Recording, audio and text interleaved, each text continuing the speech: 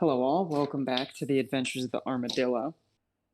In our previous session, somebody died and then didn't die, and now the princess has been absconded with her brother, leaving you only with the cryptic knowledge that there is a ring that she no longer has, that she had when she got abducted by the vampirates, and she no longer has the ring, and now that is the only way to stop the Zarcian Empire, is to meet her with the ring, with a fleet. Vocath is still even though the prince and everything showed up, he is still upholding his end of the bargain and allowing y'all to have a meeting with the various factions. Cool. Who he's called in their debts and said, hey, you are these people's prizes. A meeting with you is their prize. So show up here or I'm going to double your debt, essentially. Gotcha. Nice. And so you find yourselves... Oh, wait, real quick question. Do we win any money from, fucking taking out this entire tournament, essentially? Nope. Ah.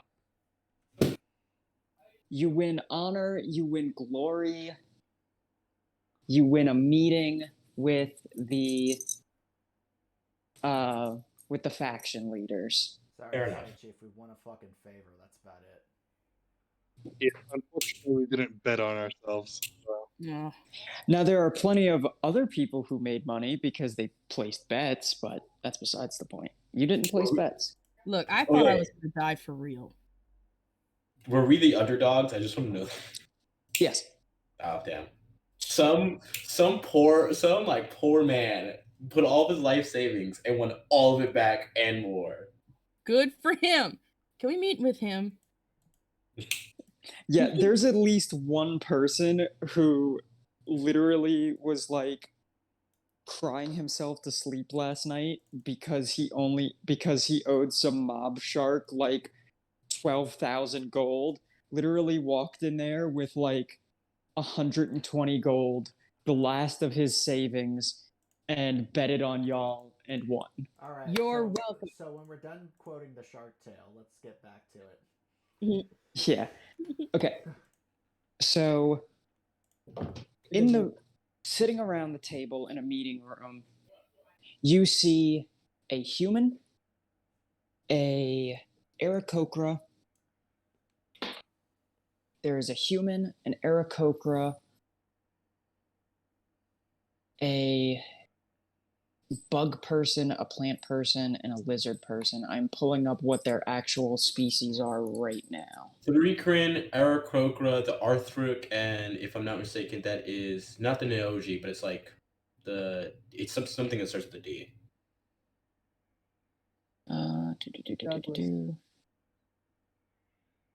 Aarakocra. Okay, so Vocath will introduce them. So, here are the faction leaders. This is Dakir of the humans, Rika of the Aarakocra, Vortshu of the Artuks, Takana of the Thrykeen, and Zothes of the Suran. And they all just they're all looking a little grumpy, like they don't want to be there. And Vocath gestures to 4 empty seats and goes, please, have a seat. I am not part of this meeting. I am just really an observer. Does anyone want to tell me why Red Star couldn't make it? Red Star can't leave the ship. I think that's been very much established at this point. Yes, but isn't it I understand this, but wouldn't it be important that she'd be here for a meeting? You know, especially with all these important people around? Red Star trusts us as our number one compatriots. I think that that's very important. Yeah, y'all are collectively the first mate, if that makes sense. That's fun. Even so, like, we don't exactly represent her interests in the entirety. So having her here would make a lot more sense. I mean, we're her elites. We are the special forces. I Yes, decided- but we're really more of a Ishix goes ahead and just takes a seat down across from them. Okay. Game's paused, so we can't move. Oh. Yeah. Oh shit, my bad. There you go. Yeah. Dolly's gonna like walk over to Sundowner and very quietly be like, "I agree with you, but now's not the time. We can't go back for her now." So Ishix is going to use minor illusion to essentially create. Is it possible to me for me to make like a little projection in my hand of slime? Yes. Like things. Okay. So Ishix makes a projection of the Squidward-looking ass prince, and he goes, I believe that all of you all know who this is.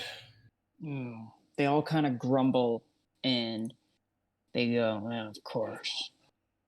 We have a real chance at taking him out of his position of power and putting someone less xenophobic, awful, in general, a terrible person in power instead.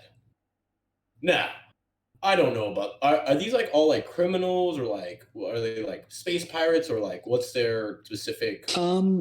They have various affiliations that you do not know. Okay, can I roll an insight check to kind of get a vibe of what their like main source of business kind of things, like how they present themselves? Yeah, go ahead and roll it. Right. 12. Yeah, it's really hard to tell with a 12. You know, Gotcha. it's kind of I'll give him guidance for a 16. okay. With a 16, you know that most of these people they captain a fleet.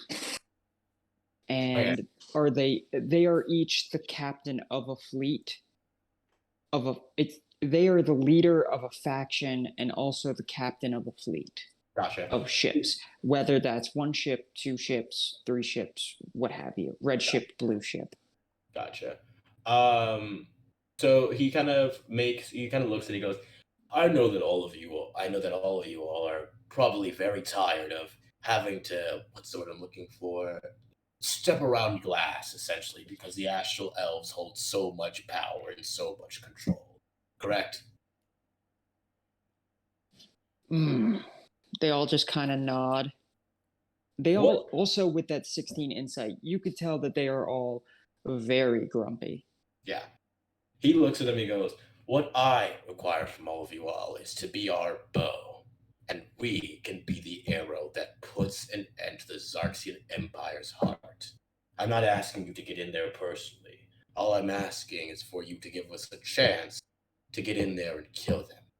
And as the Azure Phantom, a target has not left without my blade down its throat.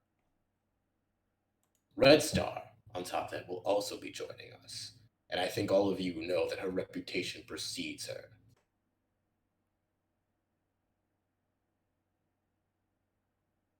Do they say anything?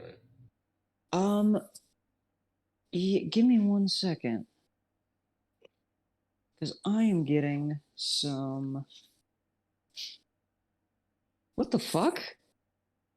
What? This is so weird. On 5e, Decure is listed as a Hadozi. But in the book, he's listed as a human. I wonder if they changed him to a Hadozi when they reprinted it. Maybe. To be like, hey, look, we're patching. You know what? Never mind. He's human because that's what I read from the book, and I'm going from the book, not from. He's half human, half Hadozi. His mom's a Hadozi. His dad's So, human. let me ask you a question. Why is this token art? No.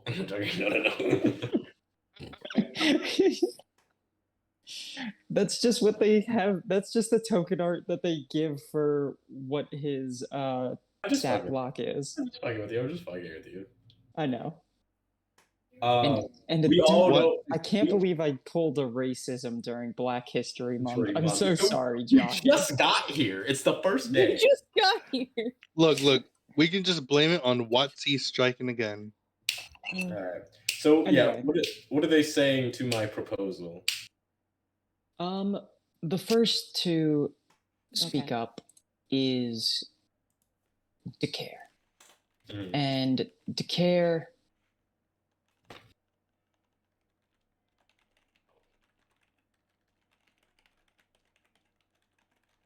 he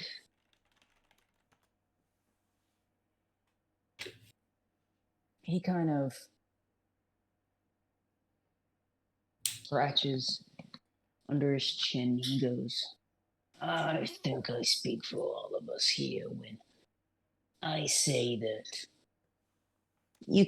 we were having a good time at the arena until the Empire showed up. And, the Empire didn't ever show up until you lot came here talking about jump-starting a revolution. Well, simply put, the Empire is getting more bold, obviously.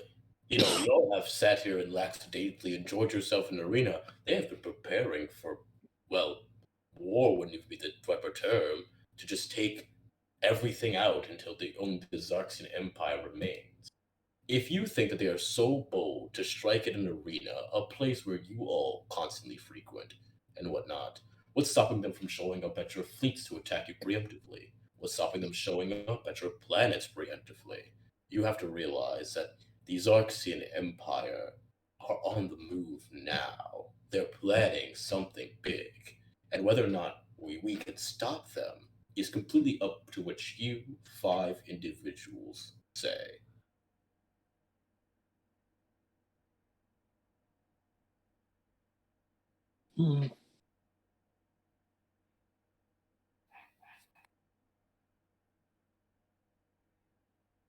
Put it this way.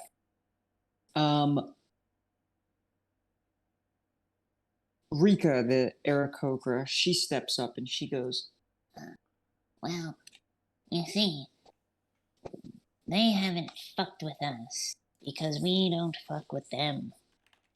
We simply, it's kind of like, do you have cops on the planet that you're from? Are you familiar with police forces overstepping their boundaries? Yes. Kind of like that. As long as you fly the speed limit and you pull over when they put their flashers on, you get away scot-free. Do Can I speak up? they know about the planet being destroyed? they know about planets being destroyed, Okay. but in their mind, it's not their planet. So Okay. All right. So, well, actually, so he is going. I've grown up in the Astral Sea, so I know that the Arthruk, the plant person, their planet has been destroyed by beholders, right? the original Arctic planet was destroyed, but there are several Arctic planets that haven't been destroyed. But it was like originally destroyed, right? Yes. Eshex looks at him, at that specific Arthruk, and he goes, "Let me ask you a question. You know what it's like to lose a planet, correct?" I do. I can't do that voice. Shit. And he goes, I guess that y'all didn't exactly start in any interactions with the beholders. They just decided one day, since that they were strong enough, they would just come and destroy it, correct? We value strength in its purest form. Us, Arctic, prefer battle rather than colonization. But the beholders still came and destroyed it without y'all even doing anything, correct? That's. Dolly gives Eastjax a look like, you weren't there, man. Well, it's how they do it. They drop a seed and then leave. Well, so and so what he says to that, he looks at the rest of them and goes, The Arzaxian Empire is no different from the Beholders. They hold the power. Eventually, flying low and doing nothing is only going to let them know that they can walk all over you just like they did today. It's only a matter of time before they start to run out of planets to destroy, and then they can start looking at shores. Vortush slams down a vine and goes, The Arctics cannot be walked over. We are too thorny, and we are too wily to be walked on. Then why do you kneel down before the Zarxian Empire when they appear? We kneel before no one. We simply avoid them. Can I do a persuasion check to like kind of get them hyped up, kind of get them like, yeah, no, fuck the Zarxian Empire? yeah, roll persuasion. Do I have advantage on it because of the planet thing? No. Damn it. All right, I have a -1 to this, so let's see. 13. Wait, Don't tell me you 17. have guidance here. When do you not have guidance, Jack? It's It's a cantrip. It's great. Always cast guidance. Out of combat, it's the best cantrip in the game. Technically, guidance is useful in combat if you really need that roll to succeed. Well, Outside of that, no. I like it. I prefer resistance in combat, but then that takes your action, and it's kind of like you might as well take the dodge action or attack. You might as well That's say, actually hey, really here. good. We're getting on a tangent. With Yeah. a 17, Vortush looks at you, and he goes, I like your spunk, Jello Man. No. Here's the thing. We know exactly. Oh, I will agree. I will agree to give you my fleet. If you can beat me, if you can best me in battle, or show me a grand or an equally grand display of strength. I want to know that I'm putting my money. You are good in a group, but are you good on your own? Dolly pinches the Eshek backs up, and you know that meme that I posted thing where it's like him squatted down with like the fucking fist up. That's he like assumed like before he even said and or Eshek's already got in the middle room was like putting his hands up like what you trying to get into like okay. He's like Okay, weapons or no he's- weapons.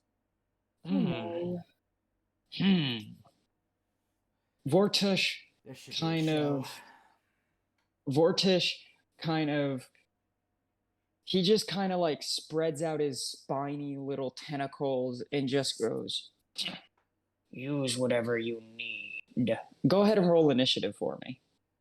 Is this let me see here. No active combat encounters. So in I this just scenario. activated it. Okay. Damn. You actually get pushed over here by Vocath before the fight starts, just so you don't hurt, just so Vortshu doesn't hurt anyone in the fight, because no one is allowed to help you in this fight. Gotcha. He's gonna scurry over to you, and he is going to make 2 attacks.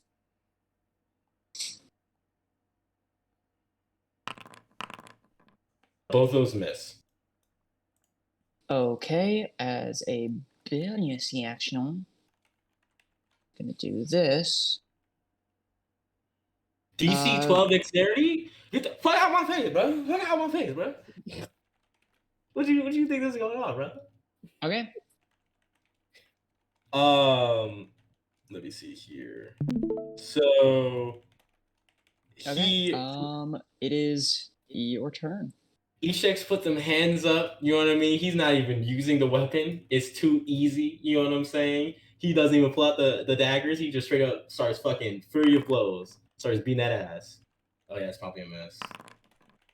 Hit.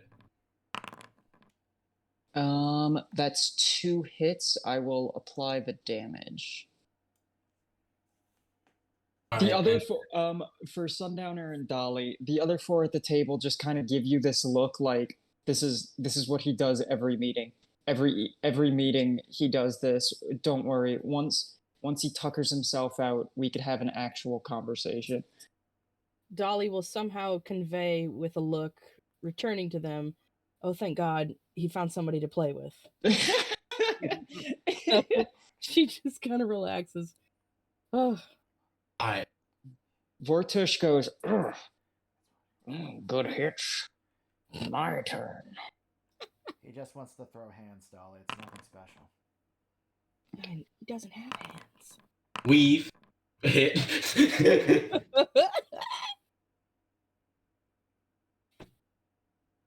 Whoops. All right, my turn again, Okay. or Yeah, it's your turn. he gets hit, and then he's gonna fury. Ooh. Yo, what's up with the luck today? Miss. Yeah. Vortush chuckles and he goes, Like a child. You fight kids? How else do you discipline them? Oh my goodness. All right. He checks gonna go. All right. Furry blows one more time. Miss. Hit. Oh, hit. There we go. That's the money that we were looking for.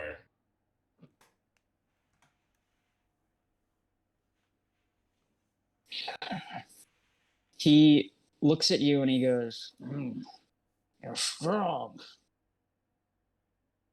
But it is my turn again. Oh. Strong little thing, aren't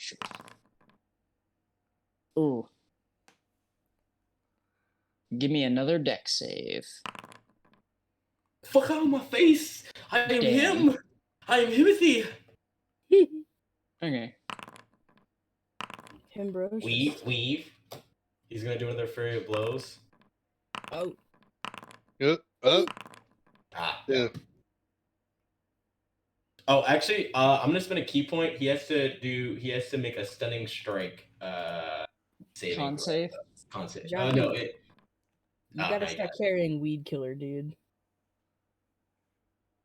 All right. Yeah. Round that'll up be is it. a mess. At this point, Okay. at this point, Sundowner is just waiting for East checks if Hubris to catch up with him, or for the other guy to fall over, whichever comes first. Either hubris or tentacles, whichever comes first.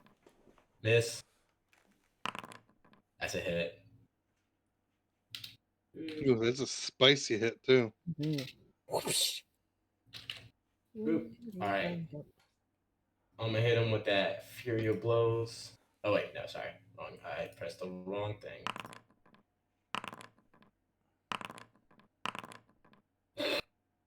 Is he knocked down yet?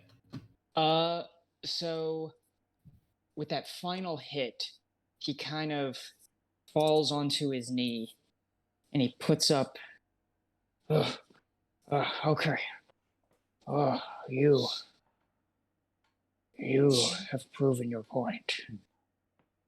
You will have my fleet. Fair enough. And he And extends a hand to shake. Ishak shakes his head and he just kind of goes, didn't even use the knife or the poisons. Dolly gives him like this, don't fucking say that look. Loop will extend a hand to each of them and cure wounds. East checks first, and then what's his face? Forget his name. He looks over at the rest of the group of like the rest of the leaders and he kind of goes, so I have one fleet down. What's stopping the rest from you joining? Well, it takes more than Zothis. fighting for that. Zothis, the Suran, the lizard-like person here, goes, Well, you, Hadovi man, what is your name? My name is Loop. Loop. You seem to have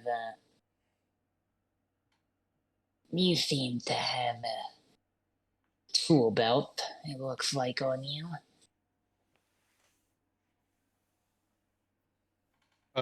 Loop's gonna look down at his belt and look up and say, "Are you calling me fat?" My leadership is in need of repairs. Do you know anything about fixing a wasp ship? If it's made of metal or wood, I can fix it. If you can fix my lead ship by the time that your comrades convince the rest of us, you will have my fleet as well. Have someone show me the way. It is parked in Dock 2. You will see a couple other Thurans. Tell them I sent you and that you're there to repair it. I give him a thumbs up and say, "I'll get on it." Okay. Go ahead and move your token down to Dock 2, and then we will go ahead and go through a couple of tool checks. Olivia, if I may compliment you real quick, you do very, very good voices for these games. Thank you. Thank you. That's I've like been literally d- the perfect voice for a weird, like, sea dragon shaped lizard man. Well done. I've been doing weird little voices my entire life, to the point that when I was like 8 or 9 years old, I had an existential crisis because I didn't know what my real voice was. Yo! Almost same. Because one day I lost the ability to do my quack noise, and then people didn't want to hang out with me as much. So same, kind of. Anyway, Same garden, but well done. so Jack, go ahead and have Loop make. First things you get there, you tell them that the Saran leader sent you. They go, "Oh, okay, you're the repair guy." Almost like when the cable guy shows up at your house. You're like, "Oh, okay, yeah, come on in." Your landlord sent me. I'm here to repair your ship. So, first things first, go ahead, give me investigation or arcana to figure out what exactly is ailing the ship. Wow, a plus 11 and I only get a 13 on the roll. Can I do investigation and arcana? It's one or the other for this first skill check. But with a 16, you are able to figure out that it is equivocably the ship's transmission is malfunctioning. The gears aren't meshing and moving as they should. You don't know what is wrong with the gears. All you know is there is something wrong with the gears. You could give me another check to figure out what is wrong with the gears and what actions you would need to take in order to fix them. All right, will that be the arcana? Yeah, that could be an arcana check. Son of a bitch. Do we have we earned an inspo? Did we earn an inspo after the fight? Yeah, you get you. Wait, You I have should it have listed at here. least one inspo at the start of every session. But you could potentially have more stockpiled. But if you start a session with 0, it instead bumps to 1. Yeah, I have 2. I have Okay. it listed here in my sheet actually. Okay. Inspo. I should title it so I know what that is. So I'm gonna use that to re-roll that shit. Okay. Okay, that's better. Okay. Guidance, why not? With a 19, you can tell that one of the gears is missing several teeth, and that is why it is not meshing right, and it's jumping, and it's causing the transmission as a whole to like sputter and shake whenever they are in that gear. All right. What material is the gear out of? Metal. Yeah. Cool. Let's see. I'll look through the like materials on the ship and see if they have any spare metal. Just because I think it's funny, and it's a funny reference. It is made from the metal of a dwarf. The bearing is made from the metal of a dwarf star. So go ahead, give me athletics to remove the gear in order to fix it. Well, fuck me. I have +0 to this. Godspeed. Uh, wait 1 second. Ooh. Can I do it with advantage because I have a crowbar? Yeah.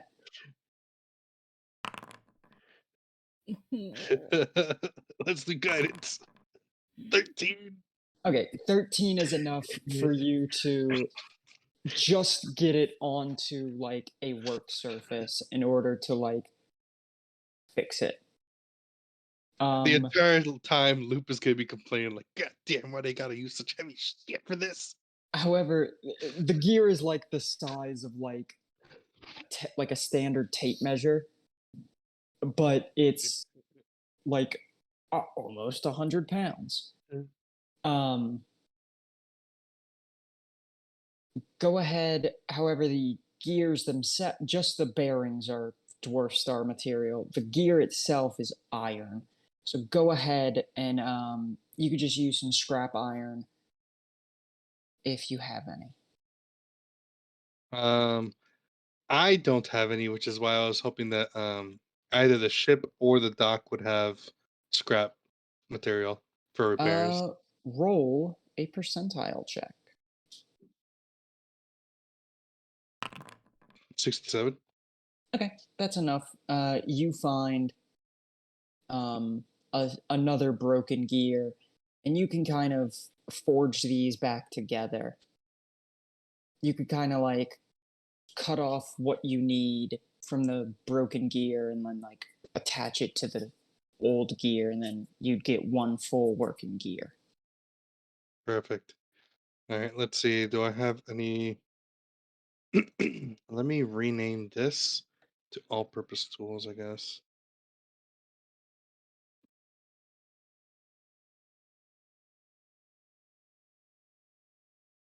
Details.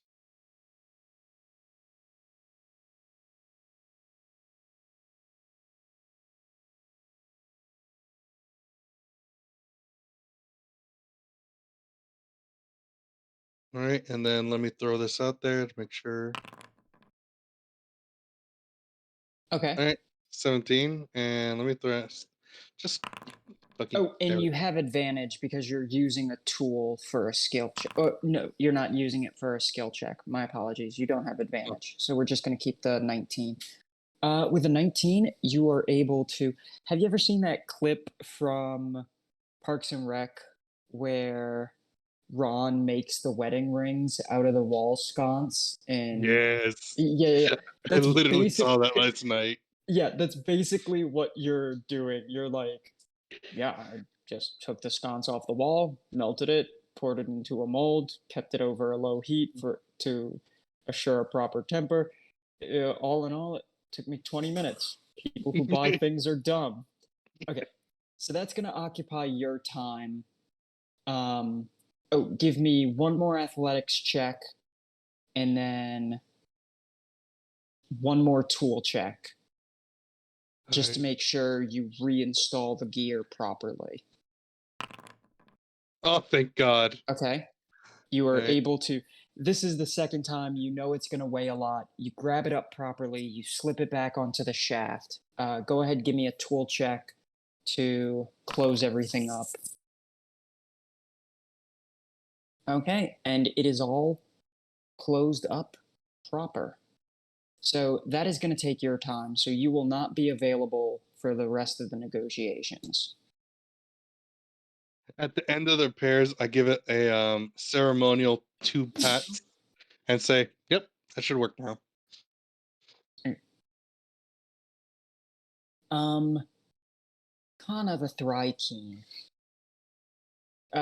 She clicks her mandibles and telepathically opens a link between everyone and communicates this in your mind. Well, if we're just openly stating demands for what we'll get, for what will sway us, I and my people love a good, hearty, well-cooked meal. If you can provide that,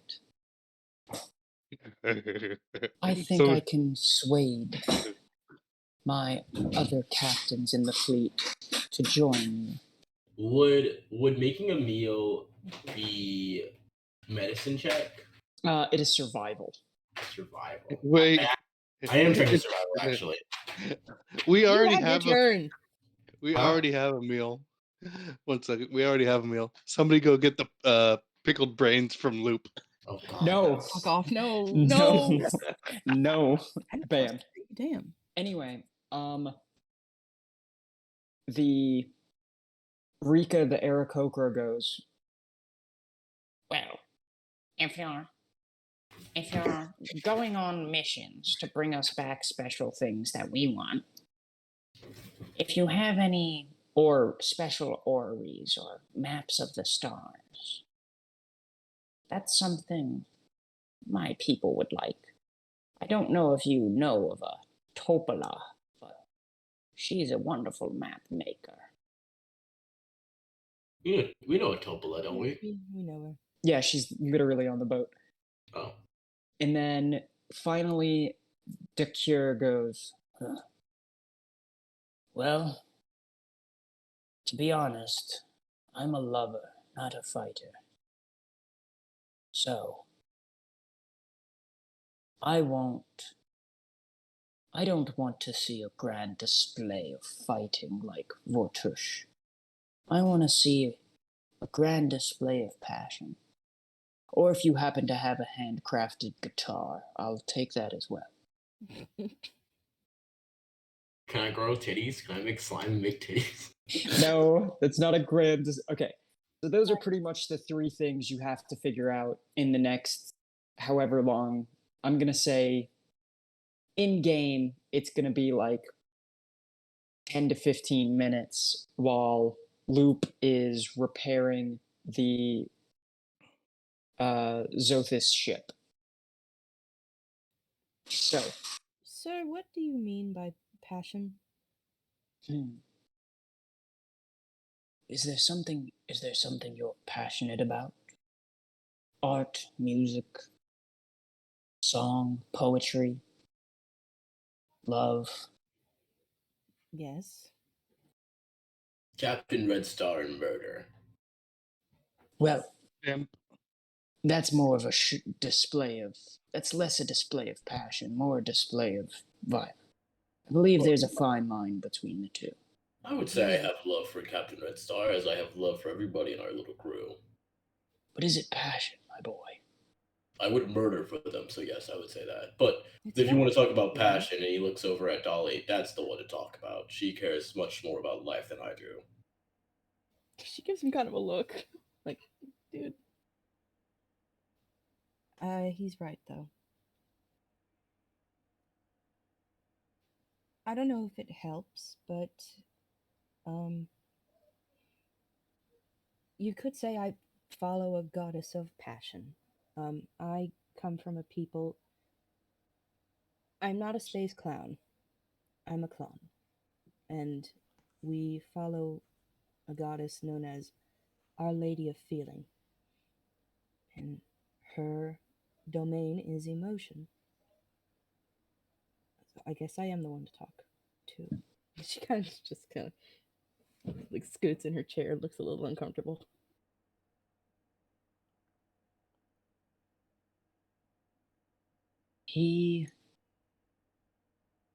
Dakir kind of looks at you and he goes, If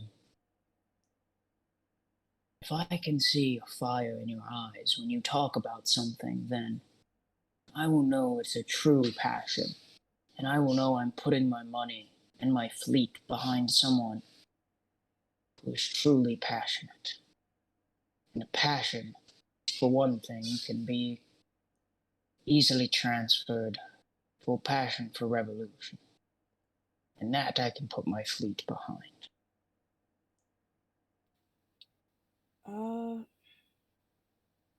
Dolly will kind of mull that over for a second, and then look back to him. Then, like, once surrounded everybody, then back at the dude again. Okay. I have friends I need to get back to. I had to leave my world, Toril, and I was taken from the ship that bore me. There are people out there trapped somewhere, both in realm space and on a world that I can't get back to, and they all need my help. And I know that if I can't stop this person, this prince, I'm opening them up to death. An entire world of people, most of whom I don't know, but I'm sure most of them are worth knowing. They'll all die if I don't help here, including Warrant and Willow and Bonbell. That is why I'm sitting here, and why I haven't. And she'll like look at everybody else, and especially like at these checks. It is why I have not left the crew. Because if I can help save any world, it'll keep mine safe too.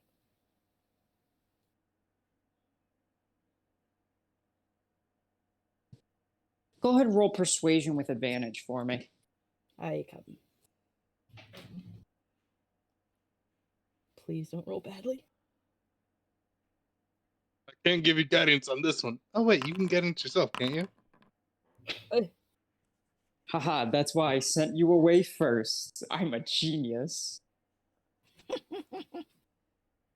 15, boss.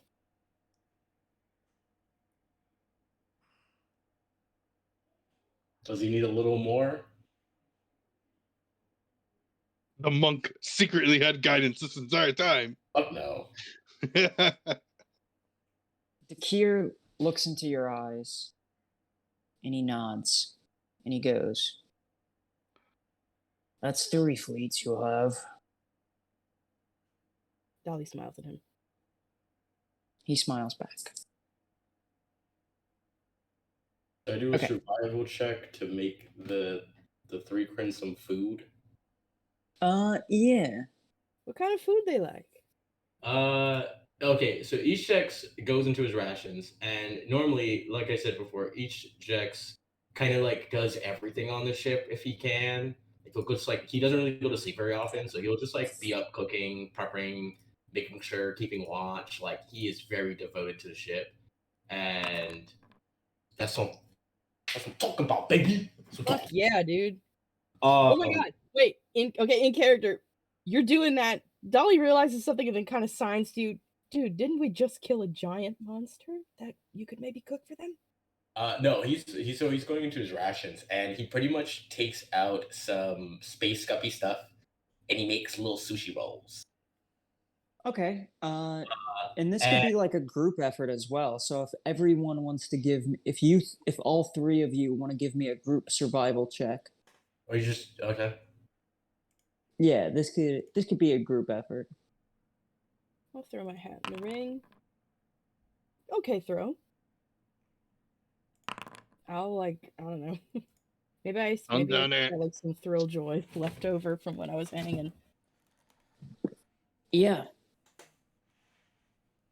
So the 3 of you come together and between your knife skills or your just knowledge of food preparation or your skills that you have picked up in various points of your life, you all very quickly craft a meal just for Takana. And as this happened, each chick sits down next to Kana, hands it like sits down and pretty much offers a plate and whatnot, and he pretty much just goes, "I remember eating really good food before I joined Red Star's crew. And this was a special meal that me and my friend used to make all the time. The one who used to help me with my jobs. The one we would always have a meal whenever we successfully completed the mission, and I never went hungry because of it. This feast is given to you not because you're hungry, but because it's my guaranteed that we will defeat the Sarxian Empire. Because I will not fail a mission, especially one underneath Captain Red Star. Persuasion with advantage. Oh my god, I have like a -1 to this, bruh. What?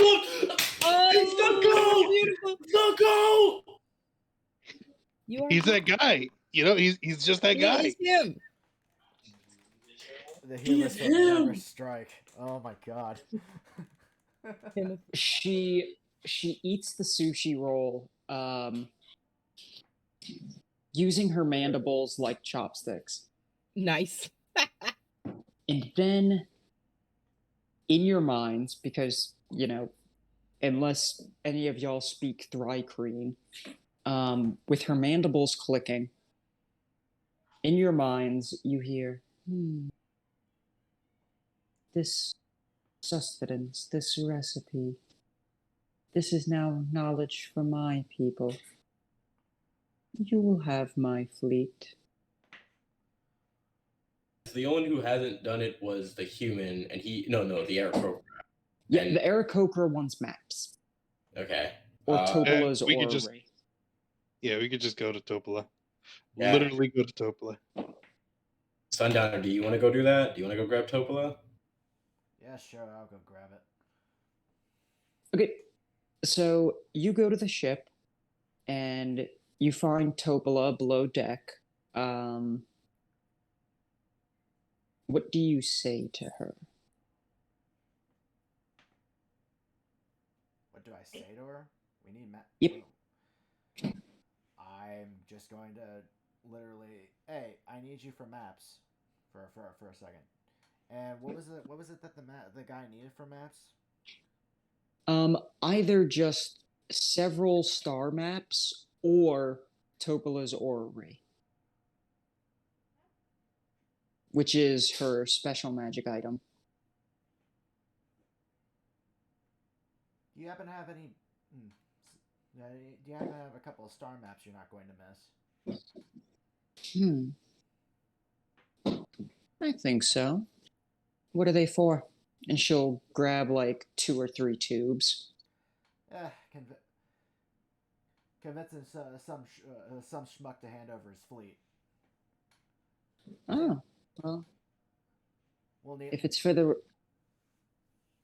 we'll need it for dealing with the Zarcian Empire. Oh, well, if it's for the revolution, then I think getting rid of a couple old maps is worth it. Fair enough.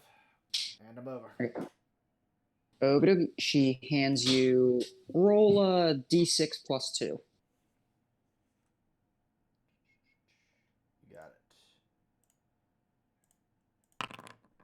7. Wow. She hands you 7 maps.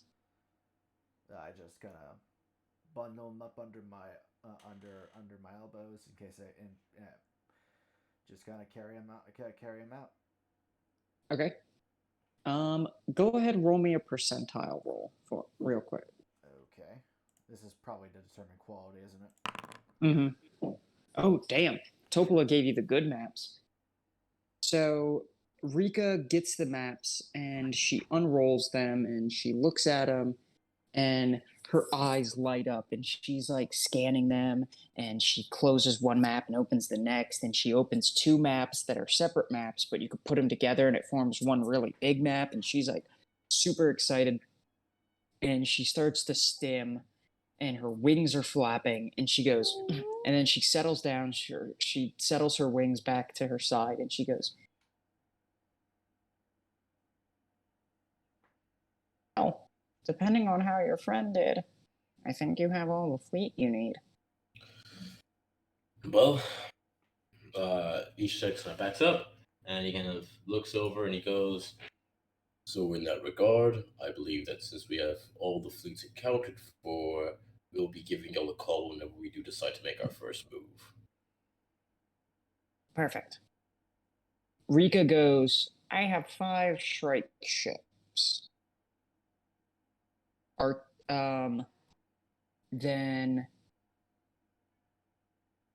Vortshu goes, and I have 5 lamprey ships. Dekirg states that he has 3 space galleons. Zothis has 6 wasp ships. And then Takana has 4 scorpion ships. Okay, we got a pretty decent layout. All right. Yeah, it's more than what we had. Beautiful thing. So in total, you have 23 ships, or 24, including the Armadillo. Right. I guess we should head back to Red Star and actually go over battle plan. Well, Okie dokie. let's not waste. Let's hold up on that. We still need we still need to find that ring. Oh yeah. Well, we have to go into the ship to do that anyway. Because who did Captain Red Star? Not Captain Red. Who did the princess say got her key? It was like our jailer, wasn't it? Right? No. So we're gonna switch back to the Armadillo map. So she mentioned she had it, and then when she got hijacked by vampirates, that's when she lost it. So we have to find the vampire captain who probably has the ring. Yeah. Do we know where he is or where they are? Yeah, As far as it's you Fancy re- McMahon. Oh, yeah, as far as you remember. Yeah, is Grimzon. Yeah, as far as you know, he's just chilling on the is he chilling on the ship, or did he go off on his own? I think remember said last time you said he was chilling on the ship when I asked about it. Let me see if I could find him on the ship. Because I genuinely cannot remember whether you saved his mutiny and then he took off on his own ship, or Didn't we blow up his ship? No. Because in that scenario we would have all died. Fun. let me check if oh no, yeah, Grimzod is on the ship with y'all. Okay. Eshex is going to make his way over to him. Wait, oh, are there 2 of me?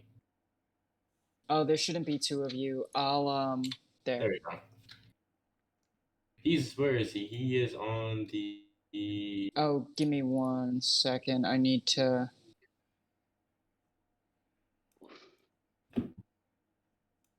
Oh, I need to put him on the map. Forget about the Quaggoth. Yeah, y'all just have a Qui-Gon with I'm gonna y'all. go hang with him at some point. Where the fuck is he? I love how all the other plasmoids are like these simple little guys, and I'm like the one who's got all this fucking flair on me. Voted best dressed. I just don't like how simple the plasmoids look in Me like. neither. I like them, but at the same time, I think you should be allowed to do more with them. I mean, they're made of Okay. goo. They can look like anything. So yeah, so I'm just Eshex is pretty much just going to like find him, walk over to him, going with you for this. and being like, so do you by chance have like a really fancy any minor illusions the way that the ring looks? This ring. Kind of thinks for a minute, and then he goes, "Well,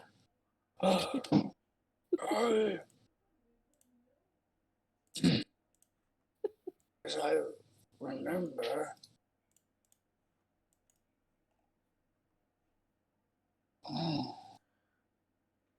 I know we took that off the princess. but I never held on to it.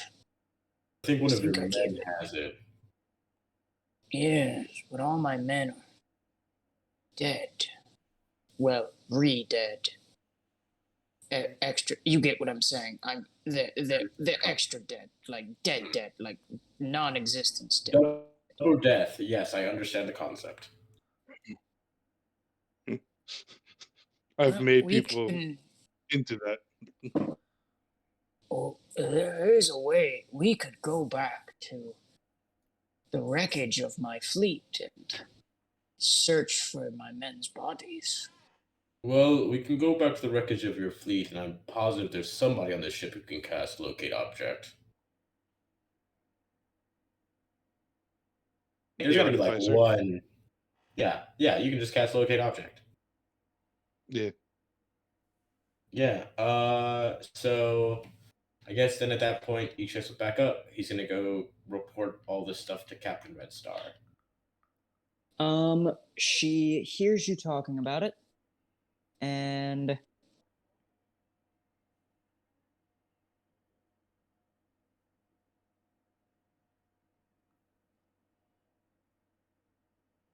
Three is the captain's quarters. yeah. Okay. So she, yeah, she will order the ship's spelljammer to make their way back to the wreckage. She's not happy about backtracking, but if that is what has to happen, then that is what has to happen. Now, okay, so um, he looks over at the captain and he goes, Captain Red Star, good to report that we have convinced all 5 of the leaders of the rebellion to give us their fleet. That is quite good. Now, the next concern that comes up is, are we using them as a way to attack fully, or are we using them as a way for us to sneak a smaller boarding party past the main defenses? Why not both? Fair enough. I believe that the lot of this can be both. Fair enough. In that case, I believe we have 2 options. We can either openly challenge the prince, I guess, and allowing the princess to get to the throne, or alternatively, I can use my skills to deal with the situation.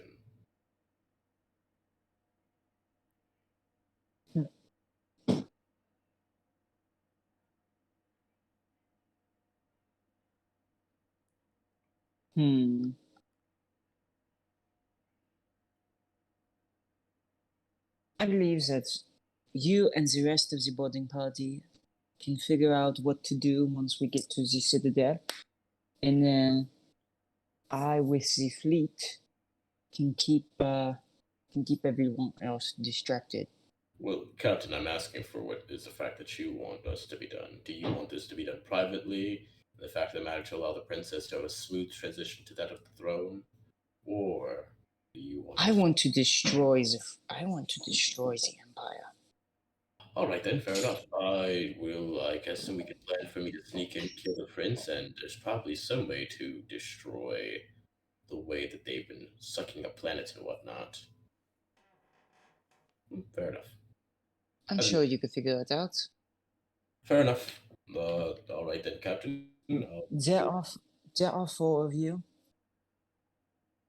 Fair enough. I am potentially looking for a 5th person to be the boarding party.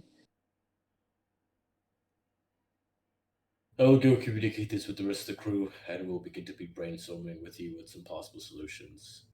By chance, Captain, I don't know if this is rude to ask, but you wouldn't happen to have a map of the Sarxian Empire homeworld, would you? Being you are. Unfortunately, but Topila may have a map. Okay, then I will go ask Tupela first. Then, Ishix, what can I just go walk over to? He'll look at the crew and be like, "We're going to be having a meeting soon, at least down at the bottom docks, to discuss over the plan while we're waiting to go get the ring. I will need to go grab something for the presentation first, though." And head over to Topala to ask her for a map of the Elven Empire place. Okay. You, yeah, Topola riffles around a bit and eventually hands you a map of Zura space. Gotcha. So pretty much, Achex will like kind of get them gathered up in the room. He's going to put down the like map onto like a table, and he'll kind of go and he goes, "So Captain Red Star wants us to just destroy everything, so I believe that's what we shall be doing. Now we need to figure out the best way to do that." Loop takes off his belt, puts his belt full of explosives on the table, and just says, "Boom." That's not going to really be able to your little belt will not be able to destroy a giant planet-sucking energy citadel. I would be surprised if a few explosives to do that. We're gonna need a bigger belt. East checks. East checks. I wasn't referencing my belt itself. I'm just saying I could rig explosives. Huge, big sucking station. Turn it into the bomb. I doubt that would work, mostly because I don't think the Astral Elves would be that stupid to make their big, giant, planet-sucking thing that powers up their planet easily able to explode. Logically speaking, Yeah. would you? So why not? Get me access to the control systems, There's and I can actually a reverse 1 bullet. meter wide hole. If there legitimately was a Star Wars reference, I would scream. I think that'd be fun to see. There Sorry, is a not. Star Wars Okay. reference to There the is not. Spelljammer campaign? Thank There is not. Oh, God. That And would, if there was, wouldn't be bad. I would have written it out. okay, It would thank have been God. like Max Grebo from that one bar, and that's it. All right. Yeah. I'm going to infer something. It might seem impossible, but there might be a way to make this machine that they're using to force it to malfunction. Anything can malfunction. This is- Anything moving that much power has to have lots of safeties. You get Yeah. me in, and I just take off the safeties. Then we just let it overload. I do not think that this device has that capability to just turn off the safeties because No. Let him go into a nuclear reactor and fuck kick it. control. I Let him love how- kick the Let him middle. kick the Let engine. him kick the middle of a nuclear. Let him kick Let him the middle of. Yeah, let him cook. Let him cook. Let him go into the middle of what is equivocably a nuclear reactor and then just start kicking over barrels of random shit. No, you know what you That could literally. only end well for Okay, Luke. You know what you do, dude. I can't You be know how there you to shut do down. again. You know how you shut down a nuclear reactor? You turn off the water supply. Yeah. Yeah, but that explodes Yeah, the and then it nuclear reactor. explodes. So we're saying Exactly. we're going to be on the planet. We have to figure out a way to not. Okay, if You're there gonna is- be on the Citadel. Okay, all You can't just. wait. There is You told always- me total destruction. You told me total destruction, and Yeah. I'm giving you total destruction. Okay, so Eshex looks and he pretty much goes, for the device, there must be an equal and opposite reaction going on, because that's how anything that has power works. There is balance to everything. What I am proposing is not necessarily, what's the word I'm looking for? Destroying the entire planet.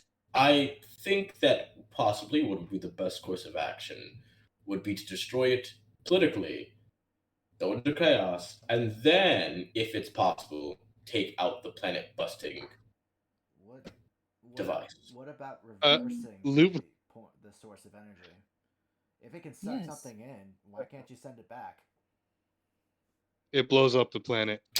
What if you use it on their planet? Also- I don't see this as a problem anymore. I think that could be a logically sound idea, but at the same time, we don't really know how the device works. So until that we can get onto the field and understand in more detail how it works, we can't really conclude it in our plans. What we can do is at least make sure that the princess, who is morally gray, the better of the two choices that we have, get to power. Yeah. And we can do that several ways. And I vote we just kill the prince.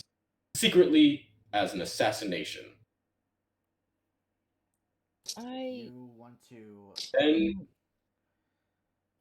create a power vacuum. Even if the prince Yes. is there, what's to say there isn't some other asshole trying to jump in?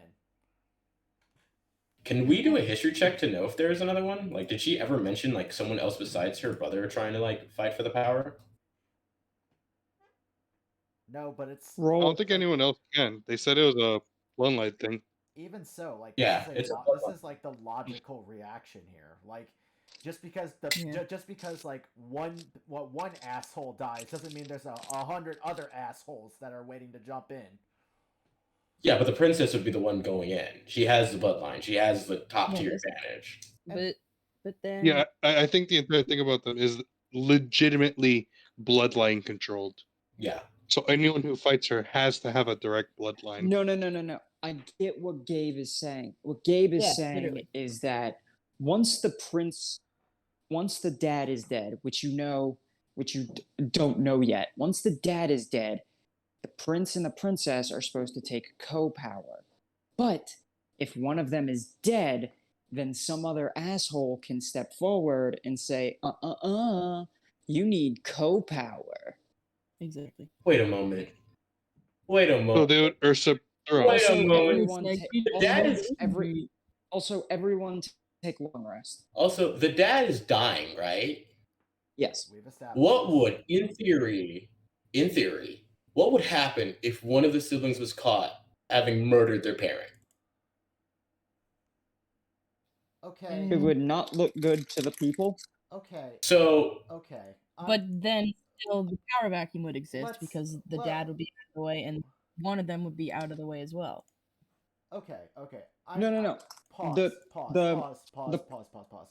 I gotta ask something. We're already on the stretch here, fella. We're trying to we're trying to kill. No, if we're gonna deal with, we might have to deal with the father. That's already an imperative and a likely escalation. Dealing with the prince was already on the primary here. How the fuck are we going to pull that off? Do you have does anyone in this room know disguise self? Just raise a hand. Actually, I think I do. Oh yes. also, I don't Okay, need myself.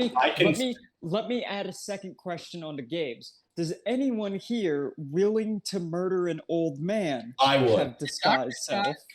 Well, I don't really need disguise self with Pass Out Trace and the Elven Cloak. I can pretty much just sneak in pretty decently well. That is such. Okay. Okay, stop. That's such a. Let's run this back a bit. You realize that trying to frame the prince in this manner is the tightest fucking timeline of conveniences ever, right? Just follow with me here. Mhm. How is it that in your line of logic, how do you intend to frame the prince on this when he's already showing enough power to probably convince the people that the princess did it right now? Well, that's the thing. So here's my plan, at least, right? Super point blank.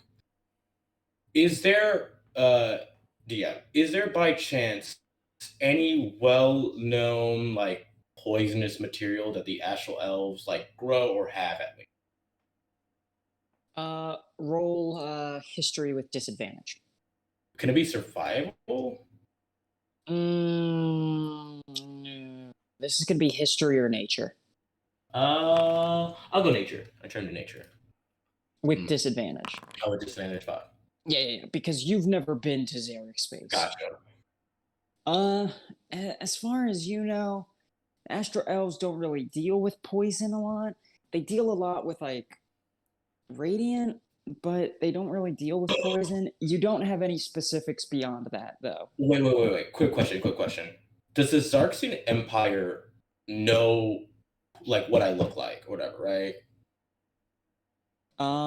Presumably, no. The princess would know, and if they torture her for information, then then they would know. But are they going to torture their own princess? You don't know.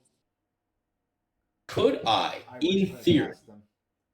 in theory, what if I do murder the father, right?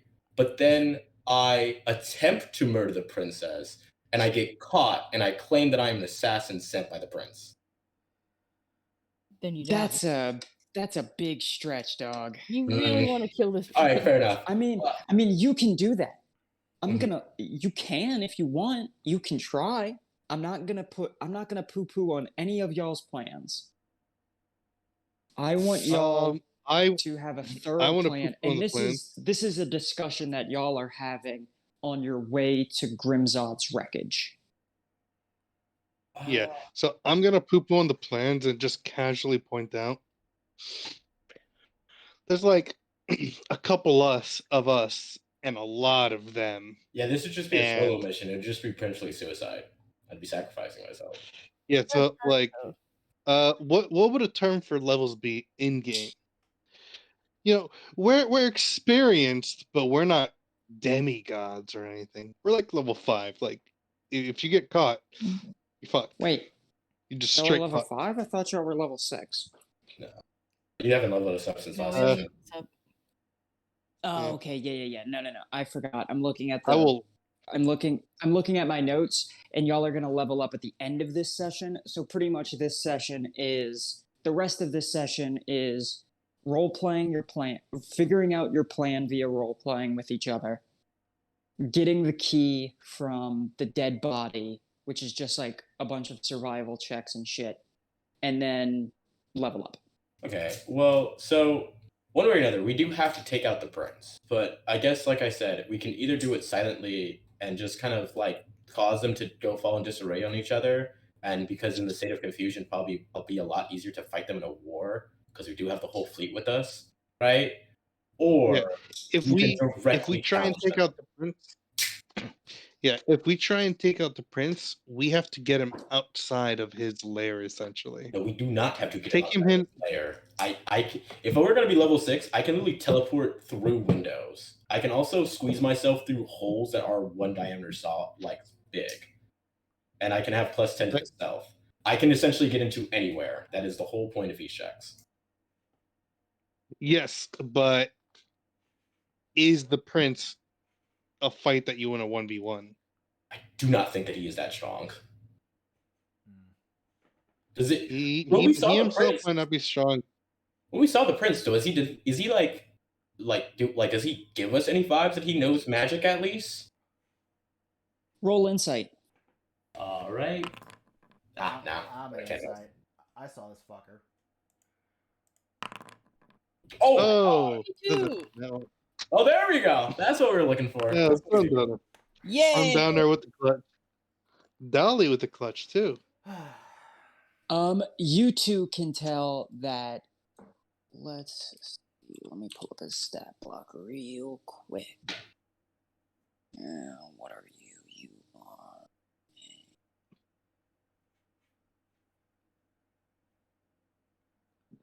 How do I think about it?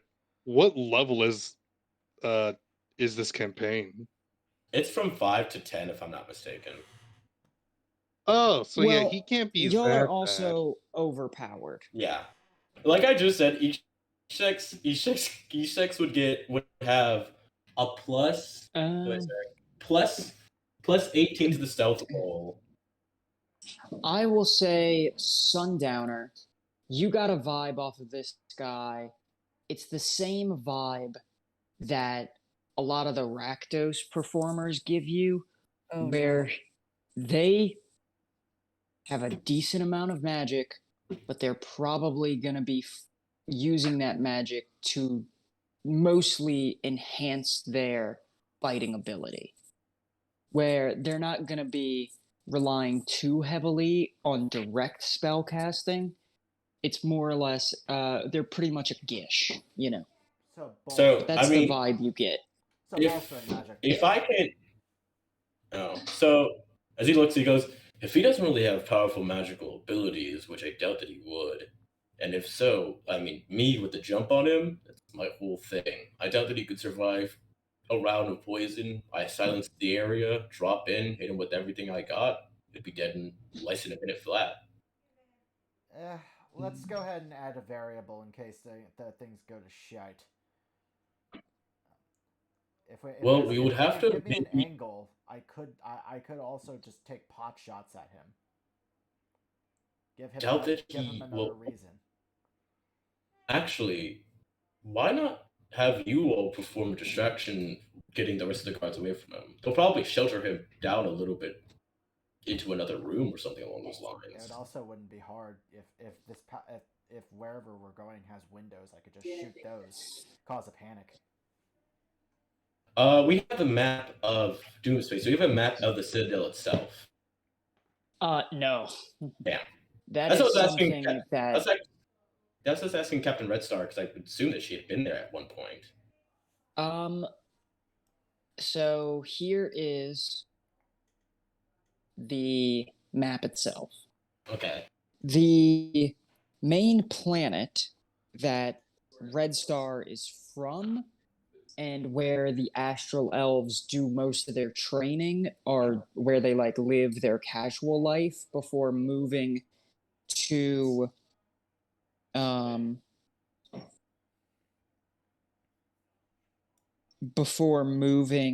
the Imperial Citadel to work for the Empire directly.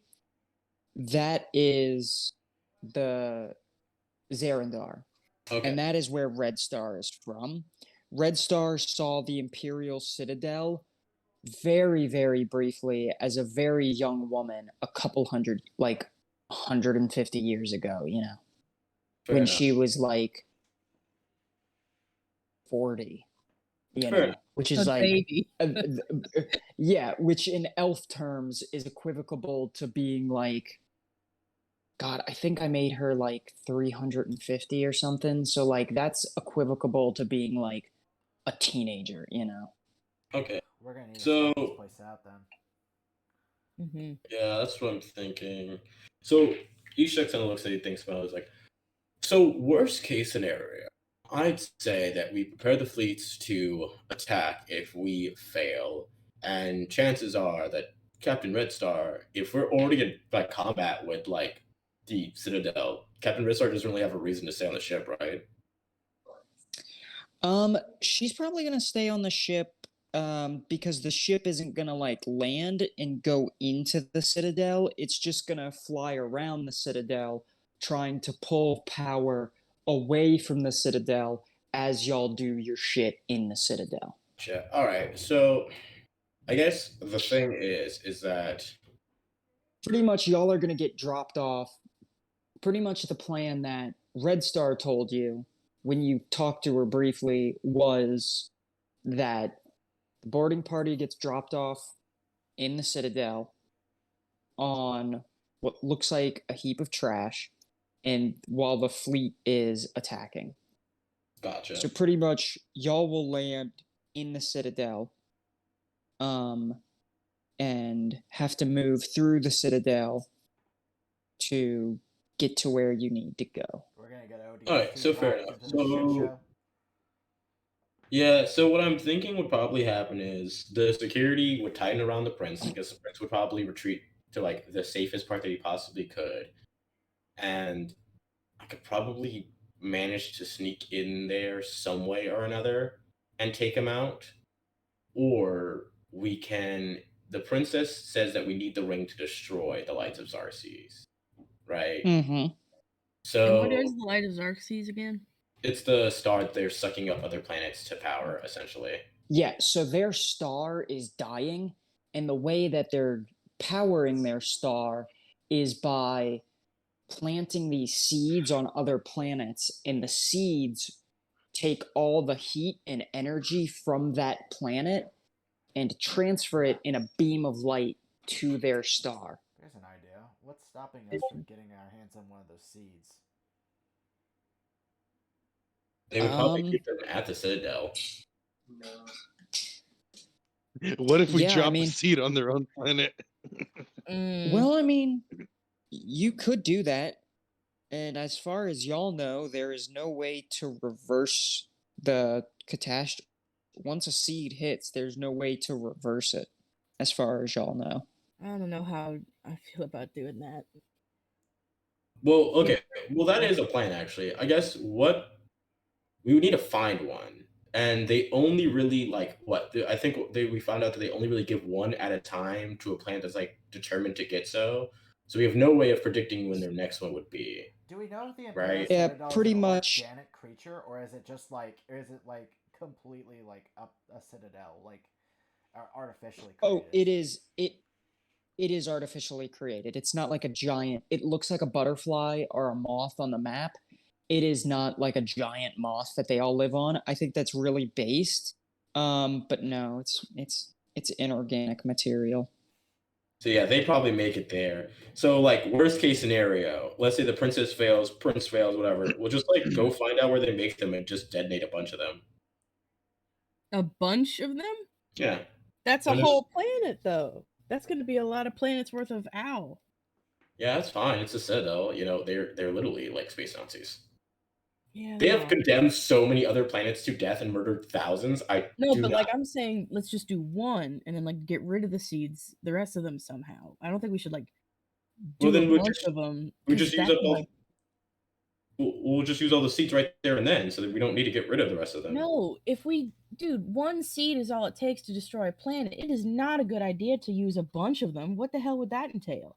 They could stretch across an entire galaxy. Actually, it takes a few seeds to destroy a planet. As y'all remember, when you were leaving your home planet, or the planet that y'all started on at the beginning of the game, I forget the name of it. When you were leaving that planet, you recall,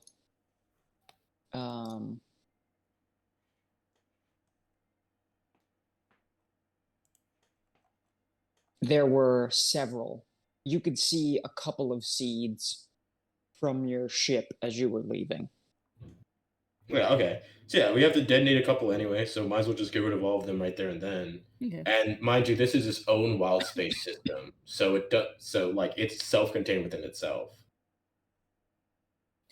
I need to watch another Spelljammer video. I can't fucking keep the lore straight in my head. I know that there are crystal spheres, but fuck. It is a lot to absorb, admittedly. It is it's So I don't know where is free passage and what is stopped by a wall. That's on me. I can show you. Thank you. Do. So we're Oh, switching yeah! maps again. As I wait for it to load. Come Oops. on. You got this. You could do it. Come on. Please. Please work. Please.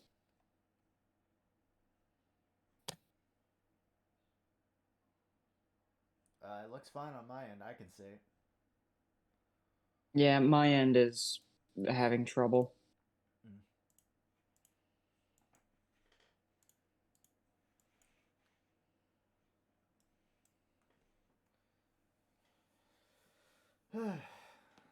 I can pause the recording while we wait. Oh, nope, it just loaded. Okay. Alright, cool. So all these dots are different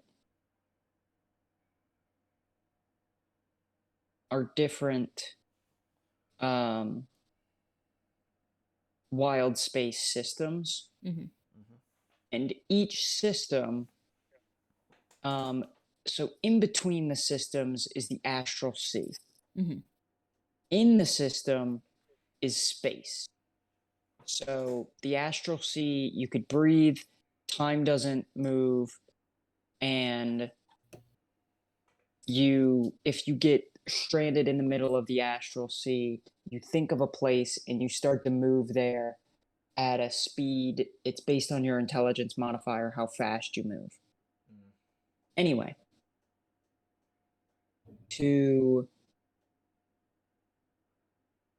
but once you get into a space system, that's where you start to lose oxygen, and you have 120 days of oxygen on a certain ship, and then it's this whole thing. But pretty much, it is extremely hard to leave a wild space system. Mhm. Now, going back to Xerispace, which is a very specific wild space system, as you can see, the Imperial Citadel is 300 million miles away from their star. Which means to leave, and then the Astral Sea is 400 million miles away from their star. So if you were to destroy, those stars have to float for 100 million miles before entering the Astral Sea. And because they're inanimate objects and they don't have an intelligence score, they can't move themselves through the Astral Sea, which means they just float aimlessly forever and always through the Astral Sea until the end of time. Whack. Yeah, so if we just detonate all of them, Worst case scenario, you destroy the Citadel, Zarindar, Rivis, and Verdurin. Okay. would mean the princess would be dying, though. So that is one thing. Maybe I she guess. can hang with us. I'm not going to lie. I'm starting to believe this is like one of those. If we're damned if we do. This is kind of going to become. I have a feeling.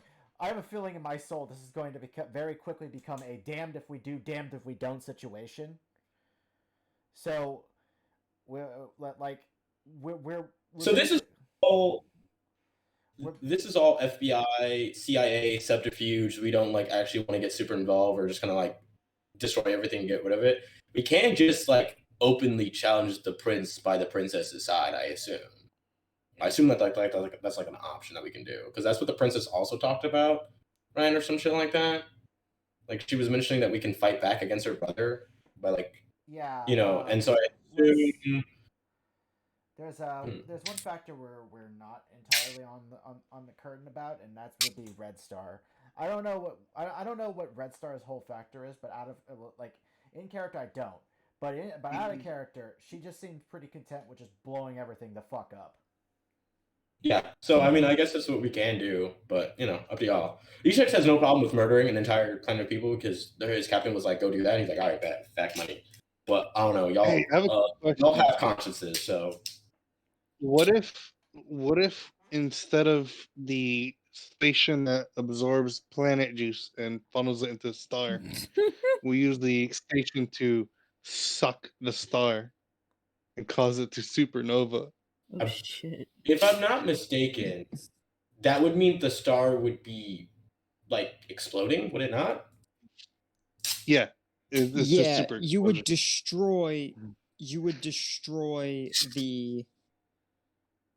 destroy the entire wild space system, basically.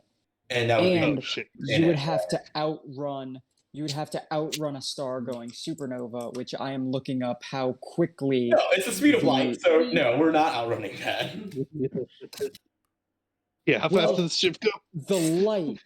The light is the speed of light, but is that burst of energy moving at the speed of light? I assume so. I'm so scared. How fast is a supernova? Don't look. No. Okay. They jettison matter into space at 25,000 miles per second. Yeah, per second? Yeah, no, we wouldn't be able. It would happen, and we wouldn't even be able to like calculate that it happened. We would be dead.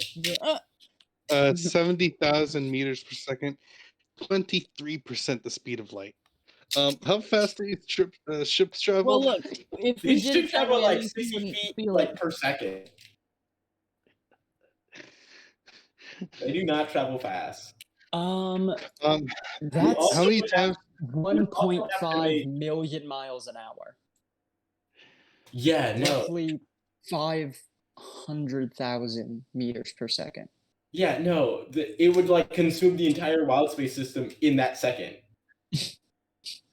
Yeah. So, So how many times can we make the ship dash?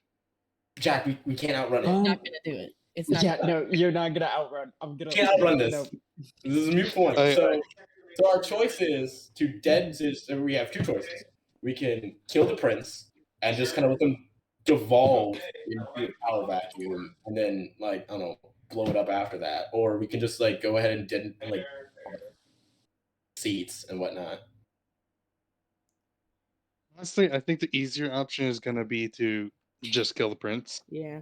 Because the seeds are gonna be a much more limited and secretive resource. Meanwhile, Backup for option. sure. If the assassination of the prince fails, we'll like just regroup and then just go blow up, like just go activate a bunch of seats essentially. Look, I think we Technically- need insurance. We Also, can kill the prince. Hang on. We can kill the prince. We need to find a way to get those seeds away for them so that it's not a retaliatory thing. They can't go, "Oh, you killed our prince? Oh yeah, seeds everywhere." Wait, actually, I have a question. He needs to go undergo a coronation, doesn't he? Can't we just interrupt the isn't dead coronation repeatedly? The father isn't dead yet, As far as you know. as far as we know. But if he is, I mean, technically, but I probably think it'd be better to not make him a martyr. You know, Sure. because Wait, like so as grim as this technically- sounds, can we make it look like he took his own life? Actually, wait a second. Wouldn't technically step one be find out if the king is dead? And if the king isn't dead, can't we just work in the background to get the princess the support of the nobility? I feel like that's more effort than we're willing to put in, especially when Captain Red Star has been like destroyed. We already have the rebellion fleet. Like the fleet will be there to attack, right? So like, Sure. can we? And this is fucking very grim. But can we look like he had like weak knees about being attacked, took his own life, so that way the princess doesn't really have any like trouble getting to the top of the thing? Because it's one of those things of like, well, one leader stood tall with her people, the other one like Bitched out. cowered their way out and whatnot, and then she gets in charge, and then probably be like from there. I don't know. I feel like them not using their like planet stuff anymore would probably be the best course of action, unless like Captain Red Star like only wants like the end of this. Captain Red Star wants every one of them dead. If I may, Like this even if she takes power, how can we be sure that she's not going to keep using the planet thing? Is she, as nice as she is she really going to be I guess pretend I'm doing it in my clown's voice, but are we really going to be able to just go, okay, the nice one's up there, you promise you're never going to eat a son again? Tight. Later. I mean, We incited her, didn't we? we can always threaten her. Are we just gonna? I mean, you know what? I'm over this. Are we just at a point now where we're just considering just braining both of them at this point? I mean, basically decapitating the entire leader structure. I'm still on the fence about doing the prince because, like you said, I agree with you. There's gonna be some shit afterwards. Somebody might go, "Hey, well, you need a second." Other people might go, "Well, she's a girl. Fuck it." But I don't. Well, let's play. We need let's to play find the game. another way to deal with him. Let's play the game. I think we're lacking information, really. Here's the my problem. pitch. Here's my pitch. Right? Here's my pitch. We kill the prince. Maybe 50-50 on like whether or not we make it look like took his own life. We kill the prince. Essentially, at that point, we offer the people of Xarxes like an option to leave after we secure the seats. We'd be like, hey, y'all got a chance. Y'all got 24 hours to vacate the premises. If any one of your honor guards attempts to come in, we will activate these seats, and y'all know damn well what happens when we activate these seats, essentially. Because it can't be reversed, right? Nope. As far as you know. Yeah, it can't be reversed as far as we know. That So actively implies that the civilians know what's going on. Like they're actively aware of what their government is doing.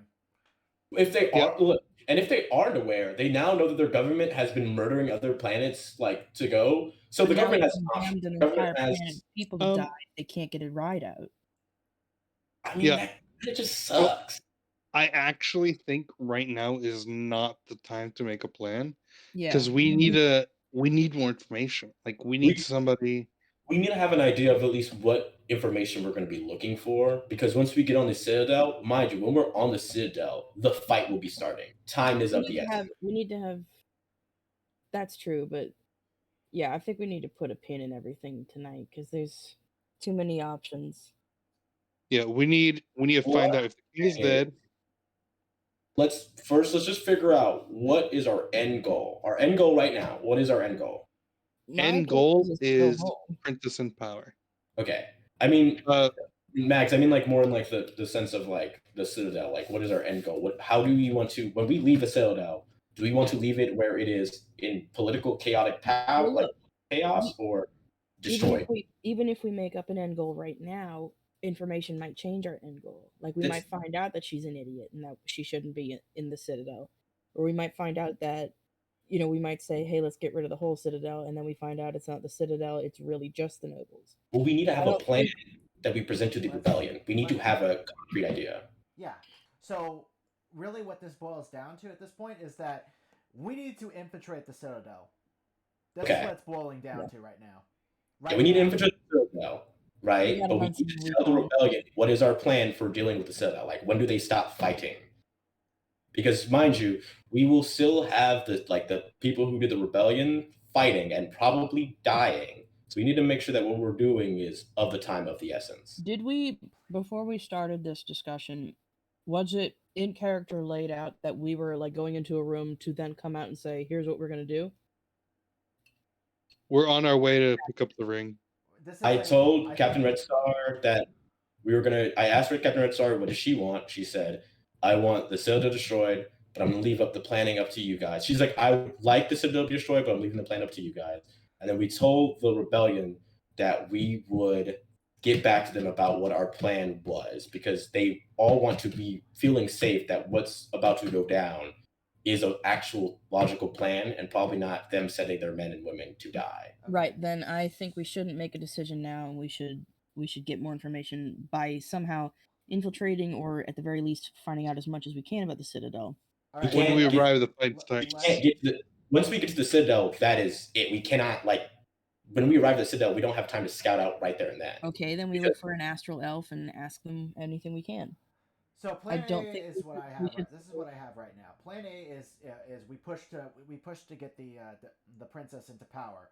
Plan B is just a full-on decapitation strike, taking out all of their officers, like all their organizational military at that point. And then you do have a prisoner downstairs that is Astral Elf. Yes. Oh, is she still alive? Yeah. Yeah. Oh yeah. Yeah. Let's No one's killed her. All right, she's still down there vibing. Yeah, let's bring her in and then ask her a question then, because she also is the one who was the captain of that ship dealing with the stars. I remember having a couple of conversations with her. She doesn't seem to know very much about the structure outside. She would know what are her orders. She would know the layout of the Citadel, though. Yeah, probably. Not every part of it, though. I doubt. She would have like a basic She would map. be able to give you a crude map. She would be able to give you a quickly drawn map from memory. And now, honestly, this all just feels like wishful thinking and not actually planning. Well, it's like I like, on the one hand, I get it; it's our main goal, but we can't just say I'd like this to happen and then go in and figure it out on the way. We also can't just go in and wing things as well. We need to have. I don't want us to wing. I want us to get more information before we decide. We don't have time to get information. That's the problem. That's the problem. When we get to the Citadel, our ship is well known. There's no ship that we have right now that can get into the Citadel where they don't stop us and frisk us, and we are not immediately discovered. There's no option for us to go to the Citadel and scout it ahead of time. We're on right now. Huh? Yeah.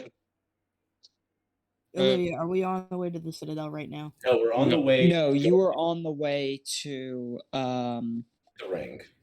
Grimzod's wreckage. Yeah. The wreckage of Grimzod's shenanigans. But we also are on a limited time schedule because the star What's is the about to schedule? like crush that planet, if I'm not mistaken, right? Isn't there like an active one? Or no, they're all dead. I can't Yeah, remember. but it was like 6 weeks when the campaign started, and it's only been like 4 weeks. Okay. So like you still have 2 in-game weeks before the planet that y'all left from is destroyed. What about and the rebellion? How long are they on standby for? Because I don't know how often likely like an entire fleet of ship will be like ready to roll out at a moment's notice. They're pretty much ordered by, they're honor bound to help you whenever you're ready. So Fuck yeah, like the ghosts in Lord of the Rings. Okay. So we can't really. Wait a moment. Okay. That's what I'm trying to think. We should So get a map from that chick. yeah, we're gonna go. Ishak's gonna go and grab her out of the prisoner thing and like drag her upstairs, essentially. I think she's Okay. cooperative, so you can just ask her to follow you. yeah, she's not like a bitch. She's No, actually not pretty like, chill. when I say drag her, I don't mean like physically. I mean like he's like, "Are you? Come No, on, like let's get her, yeah. like being like British country, like, come on, let's go do this thing." Here's hoping someone didn't break her fucking fingers. So he throws down like a little. He like puts a little like pen and then a little map, and he's like, "I need you to draw the citadel for us." You want me to draw the Empire's Citadel? The Obviously. Imperial Citadel? What do you remember of the inside of the Citadel? Just give us just give us what you remember in a blueprint. Next question I also have to ask Have you been there? is the seats kept on the citadel? Yeah, if I remember right. Give me Insight. Insight. Oh please. She's pretty reformed. Great mood right now. I want to see if she's remembering or if she's like coming up with something on the spot. She's reading the Spelljammer book. Oh, sure thing.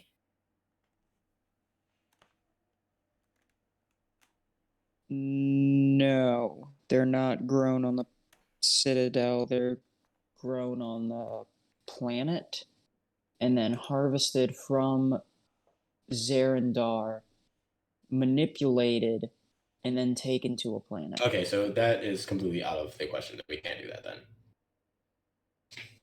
Because they're manipulated, so that means that they're like obviously they have some sort of, I guess, factory or production system for doing it, and we don't know how long that system takes. Mm-hmm. So yeah, we just gotta kill the prince then. She is gonna draw you a quick map, though. Ishak is going to look at her and he's going to say, "I have one question for you. When you last remember the politics of the Xarxian Empire, if which one would say that the prince would die and the king is dead and the princess would rise to power, would her power go unchallenged?" Well, there's very few cousins of the royal family who would actively oppose the prince and princess together ruling. If one or the other were to try to rule by themselves, and you said the princess had to go away because the brother, that's probably why she came and took him. It's probably because, if I were to ponder a guess, throw my 2 cents into this whole thing, probably because the father is already dead and he needs her to rise to power. Because even if she's not even if he holds 100% of the power, it's a status thing, it's a visual thing for everyone to see that both he and his sister are working together. You know, they don't want to see one of their political leaders having escaped the Citadel. Fair enough. And as far as I remember, they're both kind of hunts. All right then. The So entire imperial family.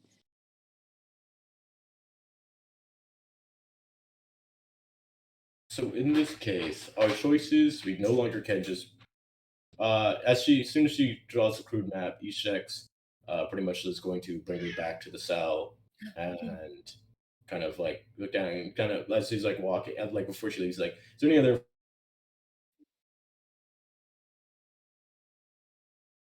You get out. Any other what? Jahi? You okay, dude? Jahi, are you here? Hello? Can Can you hear me? us? We can Yes. Yeah. Okay. hear you. We heard any other and then you cut out. Okay. Is there any other way that the Zarxian Empire would, in theory, fall to political chaos? It would definitely create a if the empire ceased existence. They keep a thumb on so many different people.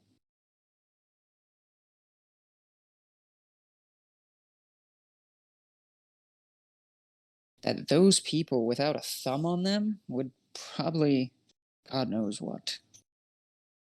Okay. Are you familiar with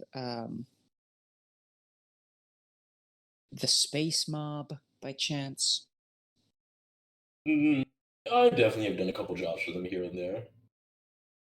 Well, the space mob was created because there was pretty much when the empire first was established, one of the things that they first did was outlaw the buying and selling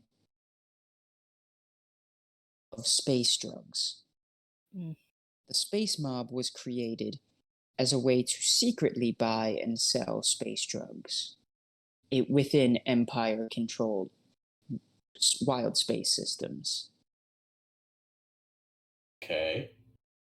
And that's a bad thing. Wait, that's a that No, that a what bad. I'm saying is if one organization that the empire is keeping their thumb on was created and they have their thumb on it, when the empire no longer has their thumb on the mob, they will grow, theoretically. Don't you all agree? But I mean, Yes. I think I would rather drug dealers than planet destroyers. I personally. Well,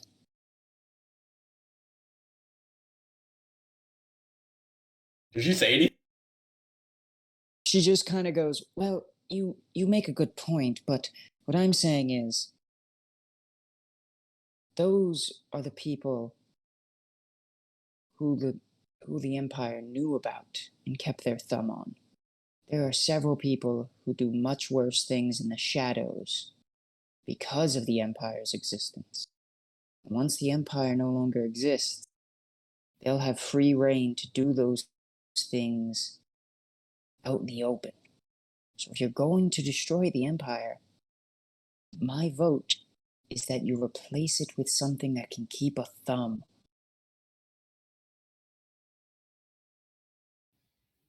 What could do Does Captain Red Star hate all astral elves or just the Zarxian Empire? She is an astral elf, so that's she what I'm doesn't.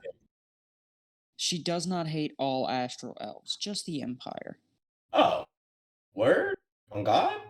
Do y'all just want to make Captain Red Star the new queen of the astral elves? I mean, first, but Word? word? I mean, yeah. I'm trying to think about how we could spin that. But if we just like destroy their lights of Xarxus, and we say that the reason why this happened is because the prince and princess are corrupted and individuals that pretty much caused this because they didn't, instead of finding a new homeworld, they decided to damn other ones. I mean, we could, in theory, say like we could definitely spin that to where like Captain Red Star is the new top chief. Captain Red Star took out the Zarxian Empire and put her crew on top. I guess it could be a route that we could go. I don't know, DM. That's better than the current Out of plan. character DM, is that a possibility for us to spin? You could try. Okay.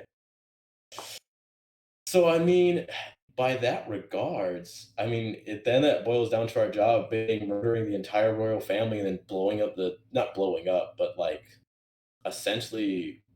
Actually, no. Wait, yeah, we can just blow the Star of Xarxes. Okay, if we find out more information about what these rings can do, like and how they would destroy them, I definitely feel like we could definitely find a scapegoat for this. Definitely be like somebody who's probably willing to sacrifice their lives or like throw it away or whatnot. Debatable, but we'll see. Um, so yeah, I guess with all the information we have right now, our options are to either find a way to peacefully allow one of them to go into. Oh wait, I asked I asked her, is do they share the same amount of power, or is there like one sibling that would hold more power over the other one? From what I heard briefly with the captain speaking with the sister, and the sister saying that she just needs to go so that way no one else gets hurt. From in the way she talked, and when the two of us talked in the cell while she was down here, what I can understand is that her brother is pretty much going to lock her away, and then he is going to hold the power. Fair. So then, if do y'all have some weird, like I don't know, most noble things? Y'all have like a weird, like like arena thing where y'all like settle things by like fighting or whatnot, or is there like something along those lines? No, there isn't really too much trial by Combat by trial. No, Charlie's no. just like staring at Ishcheks.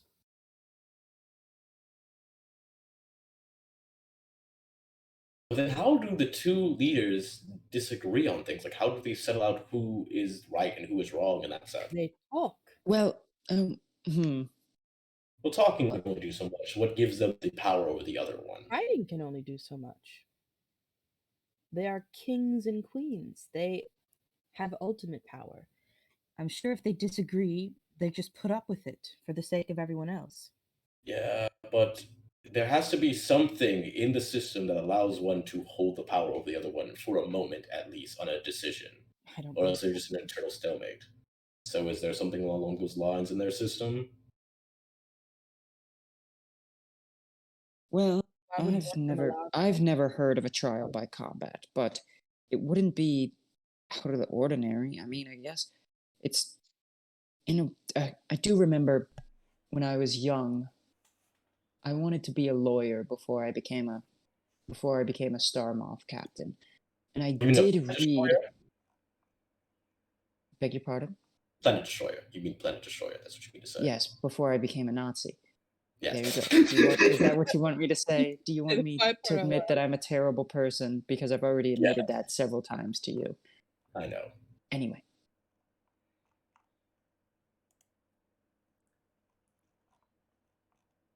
Lawyer.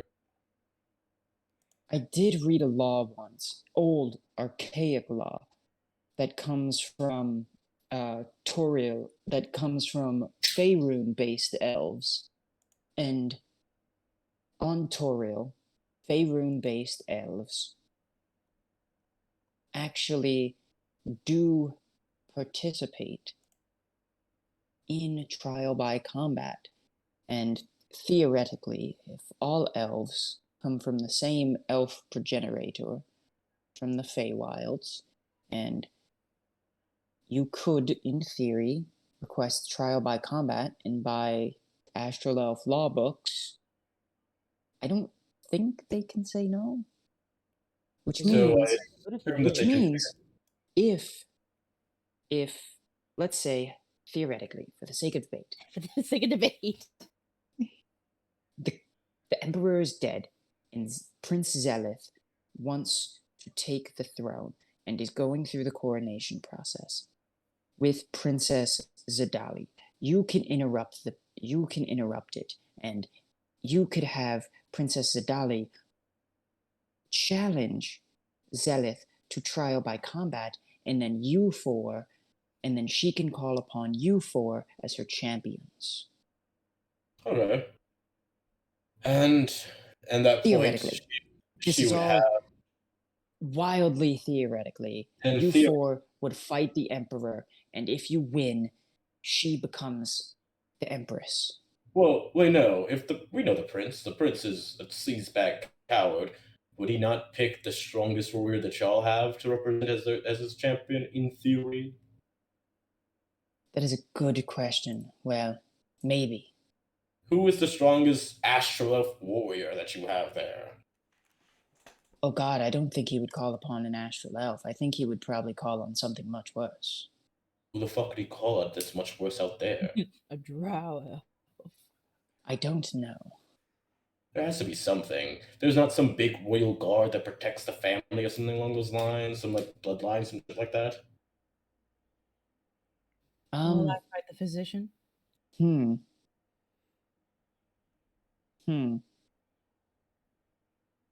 Well, let's see how smart this bitch is. Let's see if this bitch remembers. Let's see if she's got her thinking cap on. Yep. As I wait for the map to load so I can click her token. Can I say high or low? I want to say D100 high. What? No, I'm just gonna roll her fucking stats intelligence.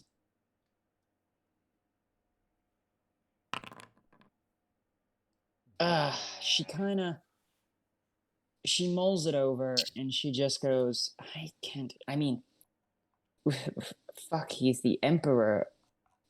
He's he's a prince to the most powerful empire in several wild space systems. He can, in theory, call upon he could get anything under his belt. I mean, Fair. What is the most terrifying monster you can think of, It's Solar Dragon. Yeah, exactly. He could fucking, who knows what they have locked away in their keep. If they had a Solar Dragon, we would all be dead, but fair enough.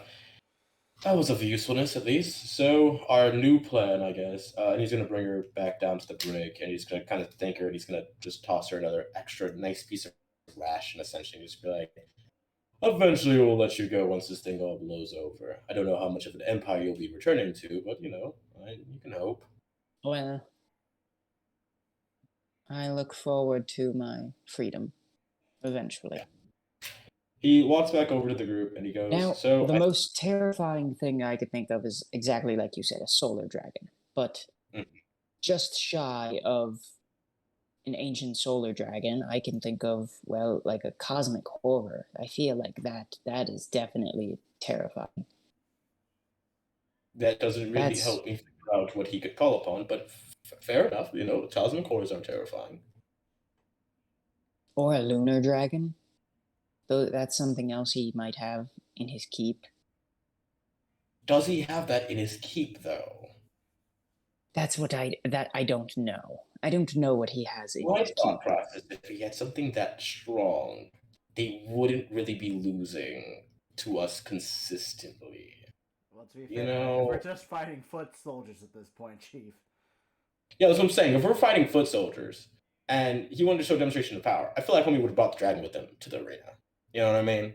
I feel like that would be a nice, good show of power. And he's very egotistical, so I'm not sure. But he walks back with the group and he goes, so killing one of them would only seem to complicate things even further, which is a shame. Yes, it would make the people not want one or the other. But if it is done lawfully and properly, theoretically, the astral elves, the people of the empire would, they probably won't like it, but if it's done legally and properly, then, what we're going to do is we're going to go there. We're going to allow the princess to essentially challenge the prince to trial by combat, and I assume that she'll probably choose us as their champions. They'll fight whatever foot soldier they have down there, or the strongest warriors, which I'm positive that all of us, with our guns combined, could probably do. And then Hey, I from see what you did there. there, yeah, Oh, because we could fucking damn it. shoot. Yeah, we could shoot them. My powers combined. Yeah. For the power of this Glock I have here. This power of this fucking poison Power. bullet Glock, I'll throw this. Yeah. And then I think, and then if that doesn't work out, if like she ends up being maniacal or whatever or whatnot, we kill her. But before that, we kill both of them. But before that, I think that we go on her nice side to figure out how to destroy the lights of Zarcy, and then just do that behind her back, because she'll probably trust us. So I think our goal now is just to get the ring, go to the Citadel, and I guess we wouldn't really need the rebellion there. I just think we could just be dropped off during the coronation and challenge that right there and then.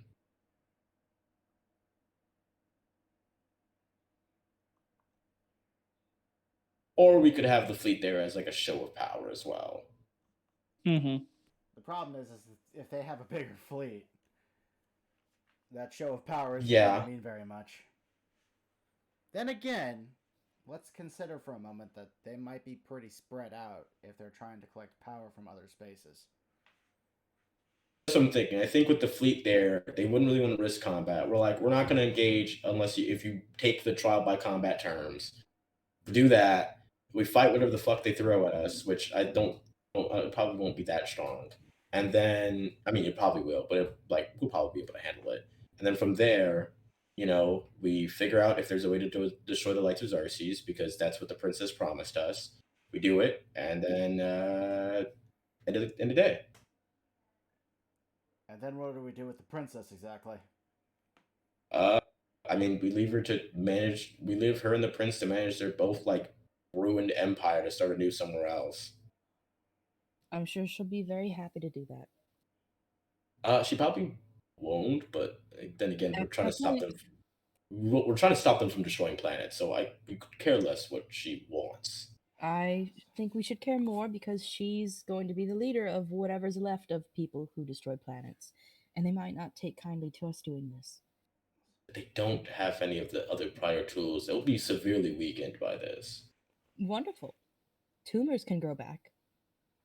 I think you're overestimating how powerful these people are, and I think you're also overestimating truly how much we should care about what a group of genocidal planet destroyers think of I'm us. not sympathizing with them. I just don't think we can trust her. Yeah, we're not going to trust her. We're trying to use her for information to destroy the thing, and then we're going to let her go with the broken pieces and be like, figure it out, dude. We don't care. And then leave. Fine, fuck it. I'll kill them both if it comes to it. Fair enough. Does that make you feel better? No.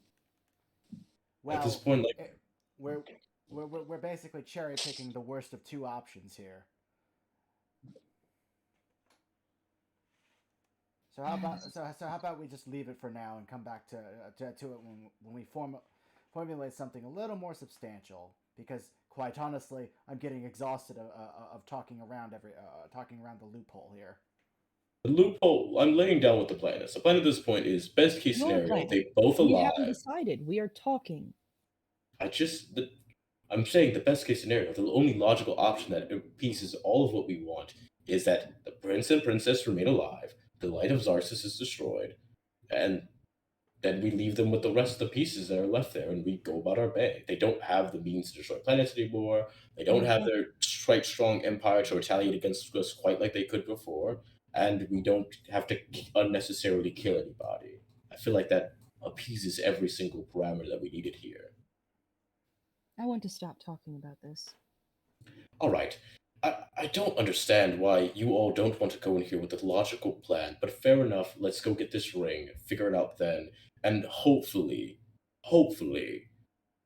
we can put an end to all of this, and Captain Red Star can be happy.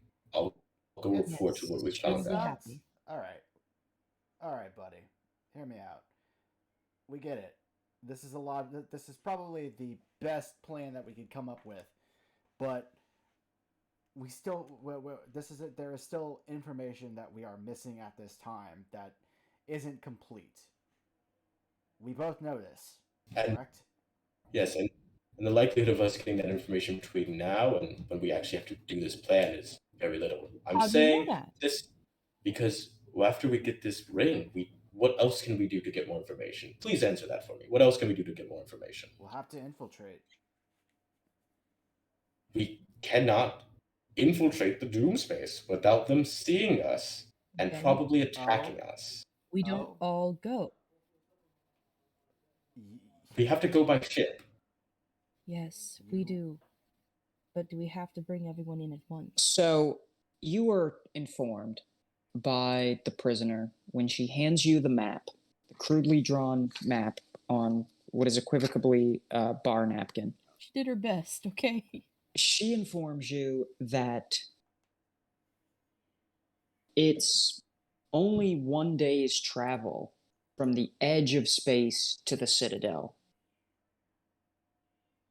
So, if you have your ships stationed ready to slam on the gas, you could sneak your ship close enough to pretty much launch a trash pod and land on the. Pretty much, you can launch a trash pod. You could get close enough to avoid detection and launch the four of you as a trash pod or an escape pod or just disguised as an asteroid and land in the common docks. It'll scare some people and it may alert one or two guards, but a random asteroid hitting the Citadel is not out of place.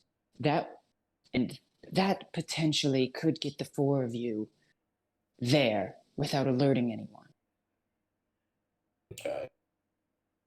You won't have any backup for 1 day, which means you could essentially tell the people you can sending to, once she returns from dropping you, once Red Star and the Armadillo returns to the fleet, that is when they can begin to charge in, and you have 1 day to explore and gather intel before the fleet gets there and before the metaphorical shit hits the fan. Fair enough. You'd have roughly 1 day in the Citadel without anyone suspecting you being in the Citadel. You, of course, would have to be disguised either through masks and cloaks or through spell casting. So, in other words, who has disguised self? I thought I did, but I'm thinking back to another time when I played a cleric of this god. You're and probably it was caster. trickery instead of life. I think you're probably thinking of Trickster. I know. Or you spend however much time you need there to gather intel, relay the intel, and then lay low for a day. And when the fleet comes, that's when you do what you need to do. Yeah, the only person with disguise self is me. Yeah, give me a moment, Chief. Not for long. Also for me as well. I'm just gonna take the Eldritch. I forgot that there's a feat where you can take the Eldritch Invocation thing, and I'm just gonna take Also, as a feat, back. I had to get my also- kitten off the fried chicken. Also, as a feat, you could take just the Warlock ability, Eldritch Invocations, which gives you 2, and then you can change them out on level ups. Oh, fair enough. I'll do that then. Anyway. Yeah, in that case, that kind of changes things. Then in that case, yeah, I guess we'll launch ourselves onto the planet, scout out a little bit more. Really just talking to the princess and finding out what her plan is. But I think based on the day, we're just going to act as her champions and then just like allow them to come to power naturally. And then from there, figure out how to destroy the light of Xarxes. If it's possible, without like causing a supernova. Mm-hmm. All right. Okay. So and then- I'm going to say at this point, y'all have arrived at the you have arrived at the wreckage of Grimzod's fleet. And go ahead, everyone give me perception or survival. Oh wait, Jack can cast locate object, right? Ooh, 18. Now, Jack, you have not seen the object in person, so you won't be able to, and you don't know what it is specifically, so you can't really, the spell won't work. Wait, we can describe the object though, right? Yeah, describe. It has to be wait, familiar I- to me. So Alright. unless the description was particularly good, or if Which I some showed minor the minor illusion, illusion. I showed the minor illusion of what the ring looks like to Jack. Okay, hang on. I want. Okay, doing the minor illusion, give me persuasion or performance with advantage. They're both the same, so And this is how well you're relaying this information. advantage. Okay. Jack, go ahead, give me a insight or investigation check to see how well you absorb this information. Ooh. Okay. You absorb the information pretty well.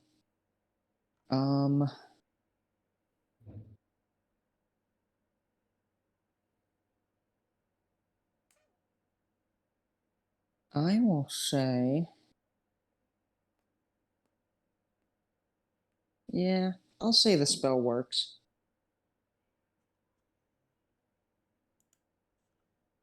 nice. So I mean, yeah, as long as we get within 1,000 feet of it, it'll be revealed. And how long does it last? Up to 10 minutes. So I guess we would just float around the wreckage until it pings.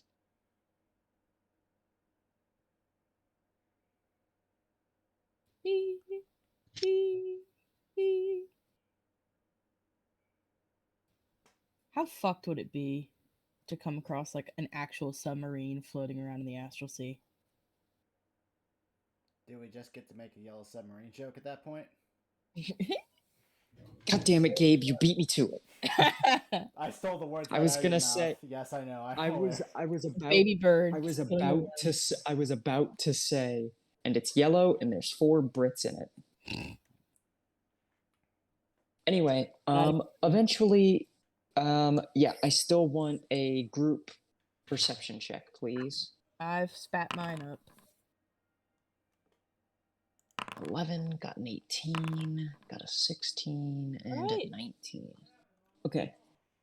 Ishjex and Sundowner, and Dolly, everyone except for Loop. Loop, you're focused on the object, on where the object is. You see, the 3 of you see a red dragon, a large red dragon, well, red space dragon, you know. Great. Floating with a knight atop.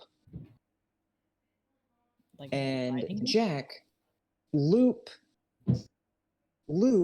gets a ping, and you're like, oh shit, there it is. And you go and you run and you point, hey, there it is. And you were pointing at a red dragon Oh no. with a armor-clad knight. And that is where we are going to wrap up tonight. Oh, cool. Yeah, Loop's ending words for the session is, oh shit. Oh, we leveled up though, right? Yes, this is the end of part 3. You are entering part 4. Everyone level up. Yep. I will keep the That recording up means- for recording level ups. Okay, so that means y'all do get a feat, because I do feats based on total level, and at total levels 3, 6, 9, 12, 15, 18, you get a feat. Also, you get one at first level. Awesome. I'm So- taking the level of Grave Cleric. Why, Gabe? Why do you hate me? No, suffer. I get expertise in tools, and I get full spell leveling. Wait, Yeah. Congratulations, I'm about We to got ban feats. this You got bitch. a feat at level 1 too. Yeah, you I didn't should take have. one. You should have picked up a feat at level 1. I get to have 2. Guess what I get So to have, you bitches? should- Guidance. You should have 3 feats in total. And then how do you do Um, Sorry, I ask literally. every In time. this game is max HP. Thank you. I am not having 3 feats. No, I what? have. No. You should have 2 feats and a full caster. Yeah. Okay. Yeah. I don't have 2 feats either. I have What? skill expert, and Jack, that's we it. talked about this. You should have a feat from level 1, a feat from level 3, and now you're a full caster with your 3rd feat. And then, Yeah. then I get I don't think I ever added the 2nd feat. Oops. Okay. You're adding it now, is what we're saying. Let's go Yeah, no- ahead and make sure everyone's character is correct. Everyone should have 3 feats, and those feats can be feats listed on 5e tools. Those could be any of my homebrew feats I have ever published, and those can be any class or race feature that you think is really cool and is of a level equal to or lower than your total level. Clowns have fun race shit. Oh man, I'm picking up Divine Smite.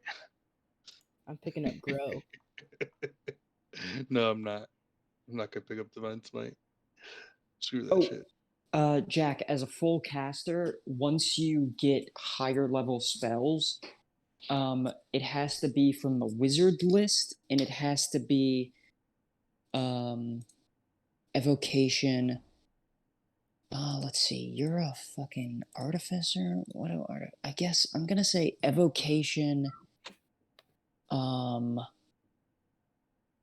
Evocation or transmutation. As a maverick, I get to choose from any list. Oh god damn it! Did I just shoot myself in the foot? No. I'm taking Olivia. I hope you know that I have now become an expert in just. I'm going to be able to fuck most of your monsters up now. You know what? I'm gonna be a dickhead. I'm just gonna grab the 2nd level thing for Grave Cleric early. Yeah, go for it. I don't have to do I- anything else. I picked up Devil's Sight and Mask of Many Faces. So now I can cast Darkness, and they can't see shit in that bitch, and I'm just gonna be fucking them up. True sight. I'm taking True Sight is a thing, but how often do monsters have True Sight? Actually, let me see how many creatures have true sight. Yeah, I mean, like, anything with True Sight or Blind Sight kind of fucks me over anyway, but, like, I don't know how well you can see when you've got a fist in your face, so. Let's see. Just gonna see it with a blind eye then. Yeah.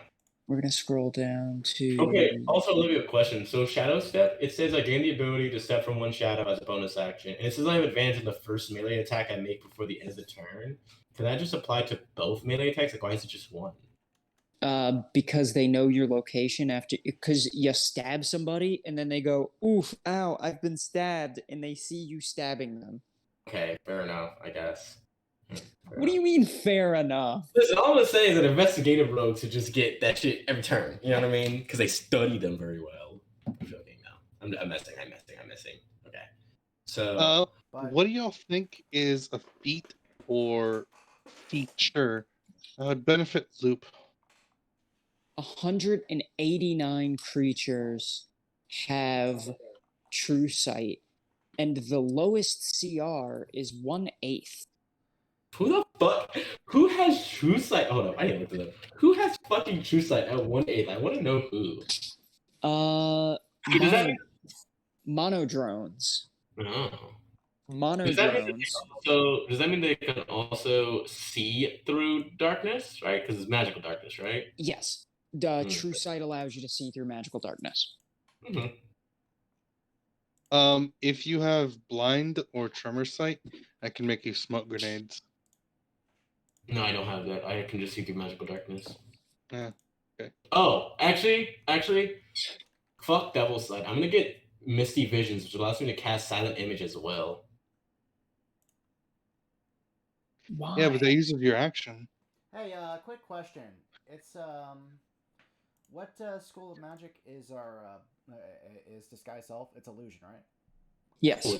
By the way, I just took that. I took Magic Initiate. I also have Prestidigitation and Mage Hand now. Because it's good to keep things clean. Yep. Oh, do we just get a feat, or do we get abilities for improvement too? Or those are two separate things, right? You get your ASIs are tied to your classes, are Gotcha. tied to your class levels. Mm-hmm. Your feats are tied to your total level. Gotcha. All right, I just wanted to be sure. And whenever you get an ASI, you cannot get a feat when you get an ASI. It is Gotcha. just the ASI. How do I Gotcha. manually add a feat? Because I need to write one in from the Book of House. You should just be able to go to your features section, and if you unlock your character sheet, there'll be like a little plus button that you click. Appreciate you. Oh man, do y'all want to Olivia, just get a peep at my character sheet. How hilarious this shit is to me. So I'm gonna take Shadow Touch for my feature. Okay. Oh no! Oh man, I roleplayed wrong. Oops! I forgot that I have kind of amnesia. I shouldn't have remembered those names. Oh well. Yeah, Oh, too well. late. Oh well. They came to you divinely. Thank you, God. Thanks, Yeah, they Clown gave Music. you in a burst of clarity. Clarity. There are two character concepts that I really want to play one day, and that is, or there's a couple. It's pretty much the same concept, but in different ways. So, a cleric whose god is me. They are self-aware. I don't know what domain this would be, but they are self-aware that they are just a character in a tabletop role-playing game controlled by a 25-year-old trans woman. And you know what? That's who's worth worshiping. They control my life, literally, so I'm going to worship them. And it's pretty much just variations of a French mistake. A divination-based character, so either like a stars druid or Divination wizard, or a divination wizard or a chronergy wizard, who their divination is literally just French mistaking. They see into our world, they see the tabletop game, that is their divination. Oh yes, I remember this discussion. We were talking about the literal sticky note, like the sticky note that just contains a fireball. Yeah. Or a warlock, a great old one warlock whose patron is me. I like that. Or even funnier, the patron is the DM. Yeah. I think all of those options are just really funny conceptually. I like the wizard one the most, because the wizard one is probably the most like meta conceptually, but the cleric one is pretty funny. Are you ready for me to be an uber asshole, Olivia? Oh, no. Gabe, what are you doing to me? Why? Because What did I do, Gabe? if we just so happen to get another level, I'm just going to take a level of fighter, and then I just get an ASI. And then I'll have a wisdom of 20. Have fun with that. Wait, how would you get an ASI from a level of fighter? At level 6, I will get it. Not I completely forgot that you are a fighter. For some reason, I was thinking you weren't a fighter as your base class. Wait, Gabe, why not just you get the ASI right now, right? Would you not? Yes, but I also just want the spell casting. Because yeah, so that's a feat. So you would get the ASI and the feat, right? No, like the way I understand it, well, I just wanted. Well, this is the thing I wanted is I just wanted all the stuff that comes with Grave Domain because all that stuff is pretty fucking handy. Oh, okay. So you are multi-classing and Yes. taking. So you either multi-class or you take a feat. You don't do both, right? Yeah, I know I don't do both. I'm just No. You can do both. Feats are tied to total level Okay. in my games. Gotcha. Yeah. Question. Because in most games, it hurts multi-classers that they don't get the same amount of feats. So a 20th level fighter gets 7 goddamn ASI or feats, which is insane in my opinion. Yeah, and then all I have to do is just take level 6 in fighter, and then I'll just get my ASI like from the ASI I'll have a wisdom of fucking 20 to bolster my cleric shit. So what I do to make it more balanced, so that way the 20th level fighter doesn't have 7 feats and is running around with their cock and balls out, shooting everyone and anyone. Hi. And the wizard is over there with only their like 4 measly little feats, barely holding themselves together with the duct tape and ass that their constitution is. It balances the playing field. The fighter gets a little less, the wizard gets a little more. Everything is more balanced. The ASIs are still the same. So the fighter is still running around with their cock and balls out, and the wizard is still holding themselves together with scotch tape. But then they have more feats, which means the wizard has feats to take both the magical feats and a couple of health feats like resilient or tough. Fair enough. Yeah. No, this is completely fair. Like, I've just made Ishek's much more of an infiltration character now. well, I grabbed the I went ahead and grabbed Grave Domain, but getting Shadow Touch gives me Disguise Self for free, so I'm just gonna fucking take it, obviously. Like it fit my build path, as it were, because I get like from just doing this, I got my wisdom up to 18, which makes it +4.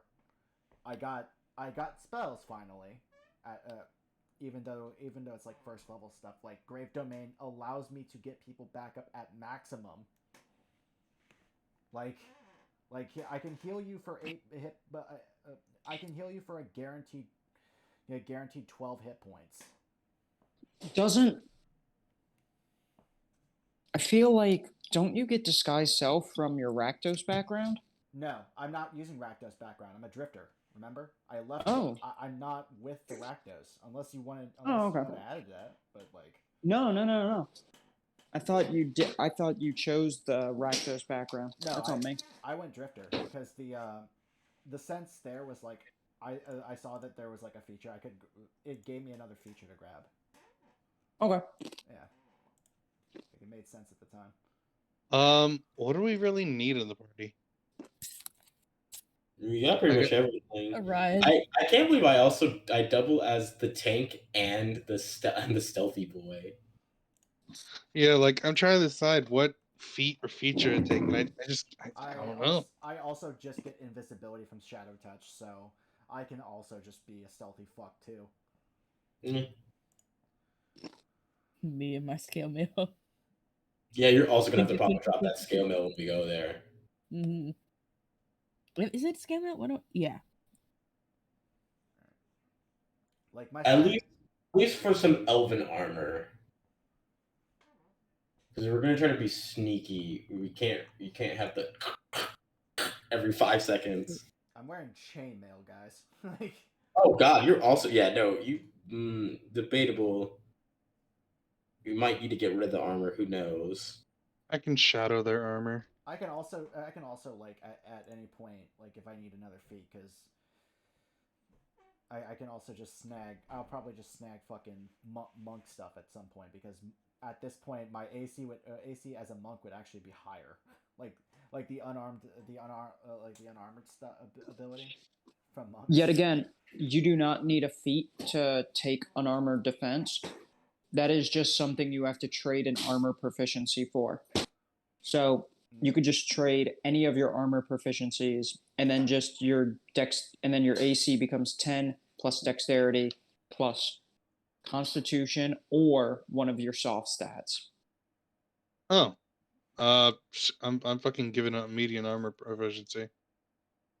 If Yeah, that if so that's Gabe, the case, I'm gonna take light. I'm gonna just say, like, would you say give? Are you gonna give me like unarmored as wisdom or? yeah, like I Hey, said, yeah, you your choose second ability can be constitution or any of your soft stats. So, yeah, okay. I have a 19 in my as my AC now. That's a hell of a Yeah. bolster. I think unarmored defense should be a type of armor proficiency, not a class feature for monks and barbarians. I'm gonna say my light armor then will be my trade off. Okay. That I will take that trade any fucking day of the week. Where the hell does it get 21? What is this math? This is bad math. Like it's +5. It's +5 +4, jackass. Not fucking. My natural armor isn't fucking 12. What is this formula? How do they fuck this up? Oh, because of the fucking shield, but that doesn't work for monks. Monks don't. Nope. You're not taking it from monk. You're just taking. It is just a different type of armor proficiency, so you can still use shields. Okay, I officially have a 21 AC. Cool. Wait, I could in theory use the shield and bump up my AC as well? If you were to trade in your now with you, a shield fucks with your martial arts. Well, I mean, no, I still have a hand free. No. What I'm saying is, in the martial arts description, it says you can't have armor on a shield. That's true. Hey Jack, you want to bullshit me like a telescoping shield real quick? That'll be the easiest way to explain this, actually. Yeah, I can do that. No problem. I mean, we're gonna have time downtime for getting to Czar's space, anyways. Yeah. Actually, how long does it take to get to the wreckage? We're there. You're there. Yeah. Okay, so yeah, we just found out that the ring is currently on Dragon. Yeah, but we don't Dragon. spend all day having a conversation about it. Yeah, like how long did it take us getting there? Literally, like a long rest. Yeah. That's it. Long rest. Would I be able to fashion a telescoping shield over a long rest? No, probably not. No, Yeah. we were spending the entire time talking.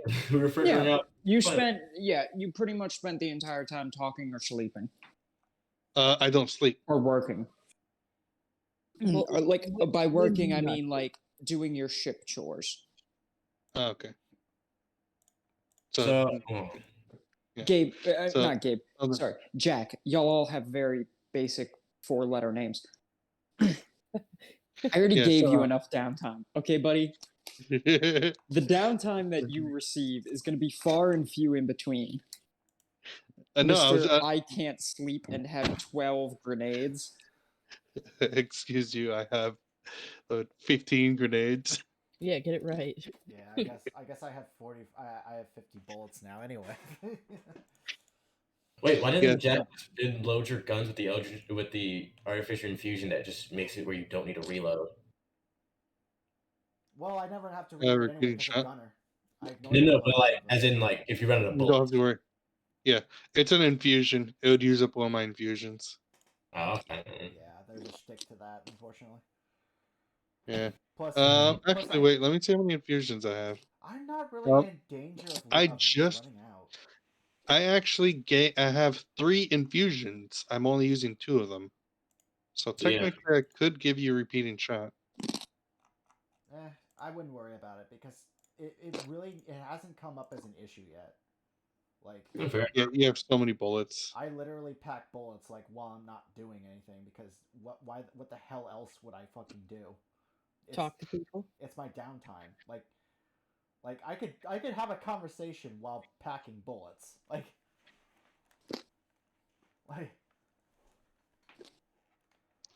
It won't let me edit my fucking AC. Here we go. Fucking AC. And I'm going to unequip this piece fucking of shit AC. because I don't need that anymore. There we go.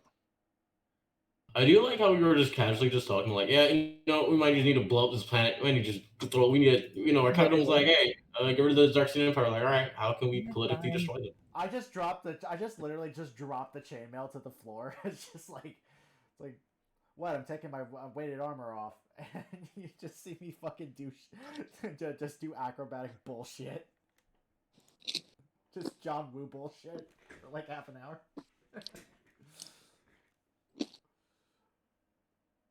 That would be a funny ass explanation.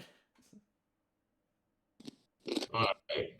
So, also, Olivia, quick question. So, if I were to pick up sneak attack from Rogue, just to clarify, like I'm going to be clear on this, if I was to pick up sneak attack from Rogue, right?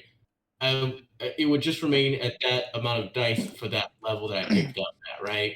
Until you get your next feat, and then pretty much, it's really complicated, but pretty much what you do is it's that amount of dice for the level you take it, and then when you get your next feat, you grab sneak attack again, but because you're leveling up, you can rearrange your feats. You can drop feats and take different feats as you level up. So you drop sneak attack, grab a different feat, and then you take sneak attack again. Oh, where? Taking it up higher. Oh, fuck that shit. Fuck this fucking hiding shit. I didn't realize, you know what? No. I'm taking off my Eldritch Vacation. I want fucking sneak attack. The next feature you take should be what's it called? Study aim. Why the fuck? No, why the fuck would I do? I don't shoot. That gives you advantage. That gives you advantage on the attack. Oh, is it range only? Nope, it's any attack if you do not move that turn. Yeah. Ooh. Oh, please reduce your movement speed to 0. There are so many fun things I could do with that. Yeah, I'm not fucking doing that. I need to have that speed. I need to have that speed up, but I need to have that speed up. Wait, I know what you do. You take swashbuckler, the swashbuckler thing. Why the fuck would I? Why would I do that? It makes you rakish audacity. You gain an additional way to sneak attack. You don't need an advantage. I don't need to sneak it. Well, okay. To be fair, we're having Tori come in next session, and I promise you that the two rogues are going to just sneak attack the same person 9 times out of 10. I'm sorry to be the one to break this to you, but they told me that she might not be able to continue. No! All right, fair enough. It's okay. So, well, even in that case, oh yeah, none of you. The rest. I forgot. The rest of y'all don't. Oh, also. Yeah, I mean, like the rest of y'all. Yeah, none of y'all really do melee except for Eshex. Yeah, he just kind of once. Yeah, you know what I do? Gun. That's what I fucking do.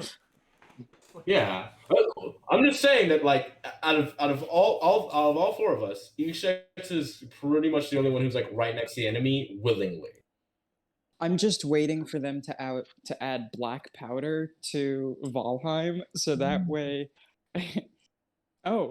Because right now with the magic weapon that I have, what is equivocally a wand of fireballs, it's basically a gun, and it's really fucking funny to just blow up enemies. But I think it would be so much funnier if I had a gun. Oh, I have a question. So Eshex is basically a slime. His entire body can consume at once, correct? Kinda. He has like a mouth. So say he's getting low, and I need to feed him a potion, but I'm like 60 feet away. Yeah, you can just huck it at him, and it will hit him in his ooze body. It'll hit him in the flank, absorb through his flank, and yes. Well, no, it's in a bottle, so unless the glass fucking breaks inside of me, which isn't good because my entire body is a bunch of nerve clusters. Don't think that's a good idea. I can Well, your body can't be nerve clusters because you can fit through It's space. literally how they describe the plasmoids. But look, can we agree the writing in this module was not good? I like the idea that he has a bunch of nerve clusters. That's why it's in his art. It's one of my favorite aspects of his art. He has little nerves. I do like that. Yeah, but it says you can fit through gaps of 1 inch. So if you're all nerve Jack, clusters, I don't know how to tell you this, but how big do you think a nerve cluster is, my guy? Yeah, it's a nerve. It's not like a bone. Microscopic. Yeah, it's so not if like a nerve bone. So listening to the way Jahi was describing it just Their now, I'm bodies thinking, are composed of cells, fiber, plasma-like ooze, and clusters of nerves. These nerves enable the plasmoid to detect light, heat, texture, sound, pain, and vibrations. And the plasmoids can stiffen the outer layers of the body to maintain a human-like shape so they can wear clothing and accessories. They are still very much nerve clusters. Yeah, so what I'm saying is if you have this much nerve clusters, going into small gaps must hurt. No, because he can condense his body to squeeze it together and push through an inch in diameter. An inch in diameter is fucking big. Jack, do you know how how octopus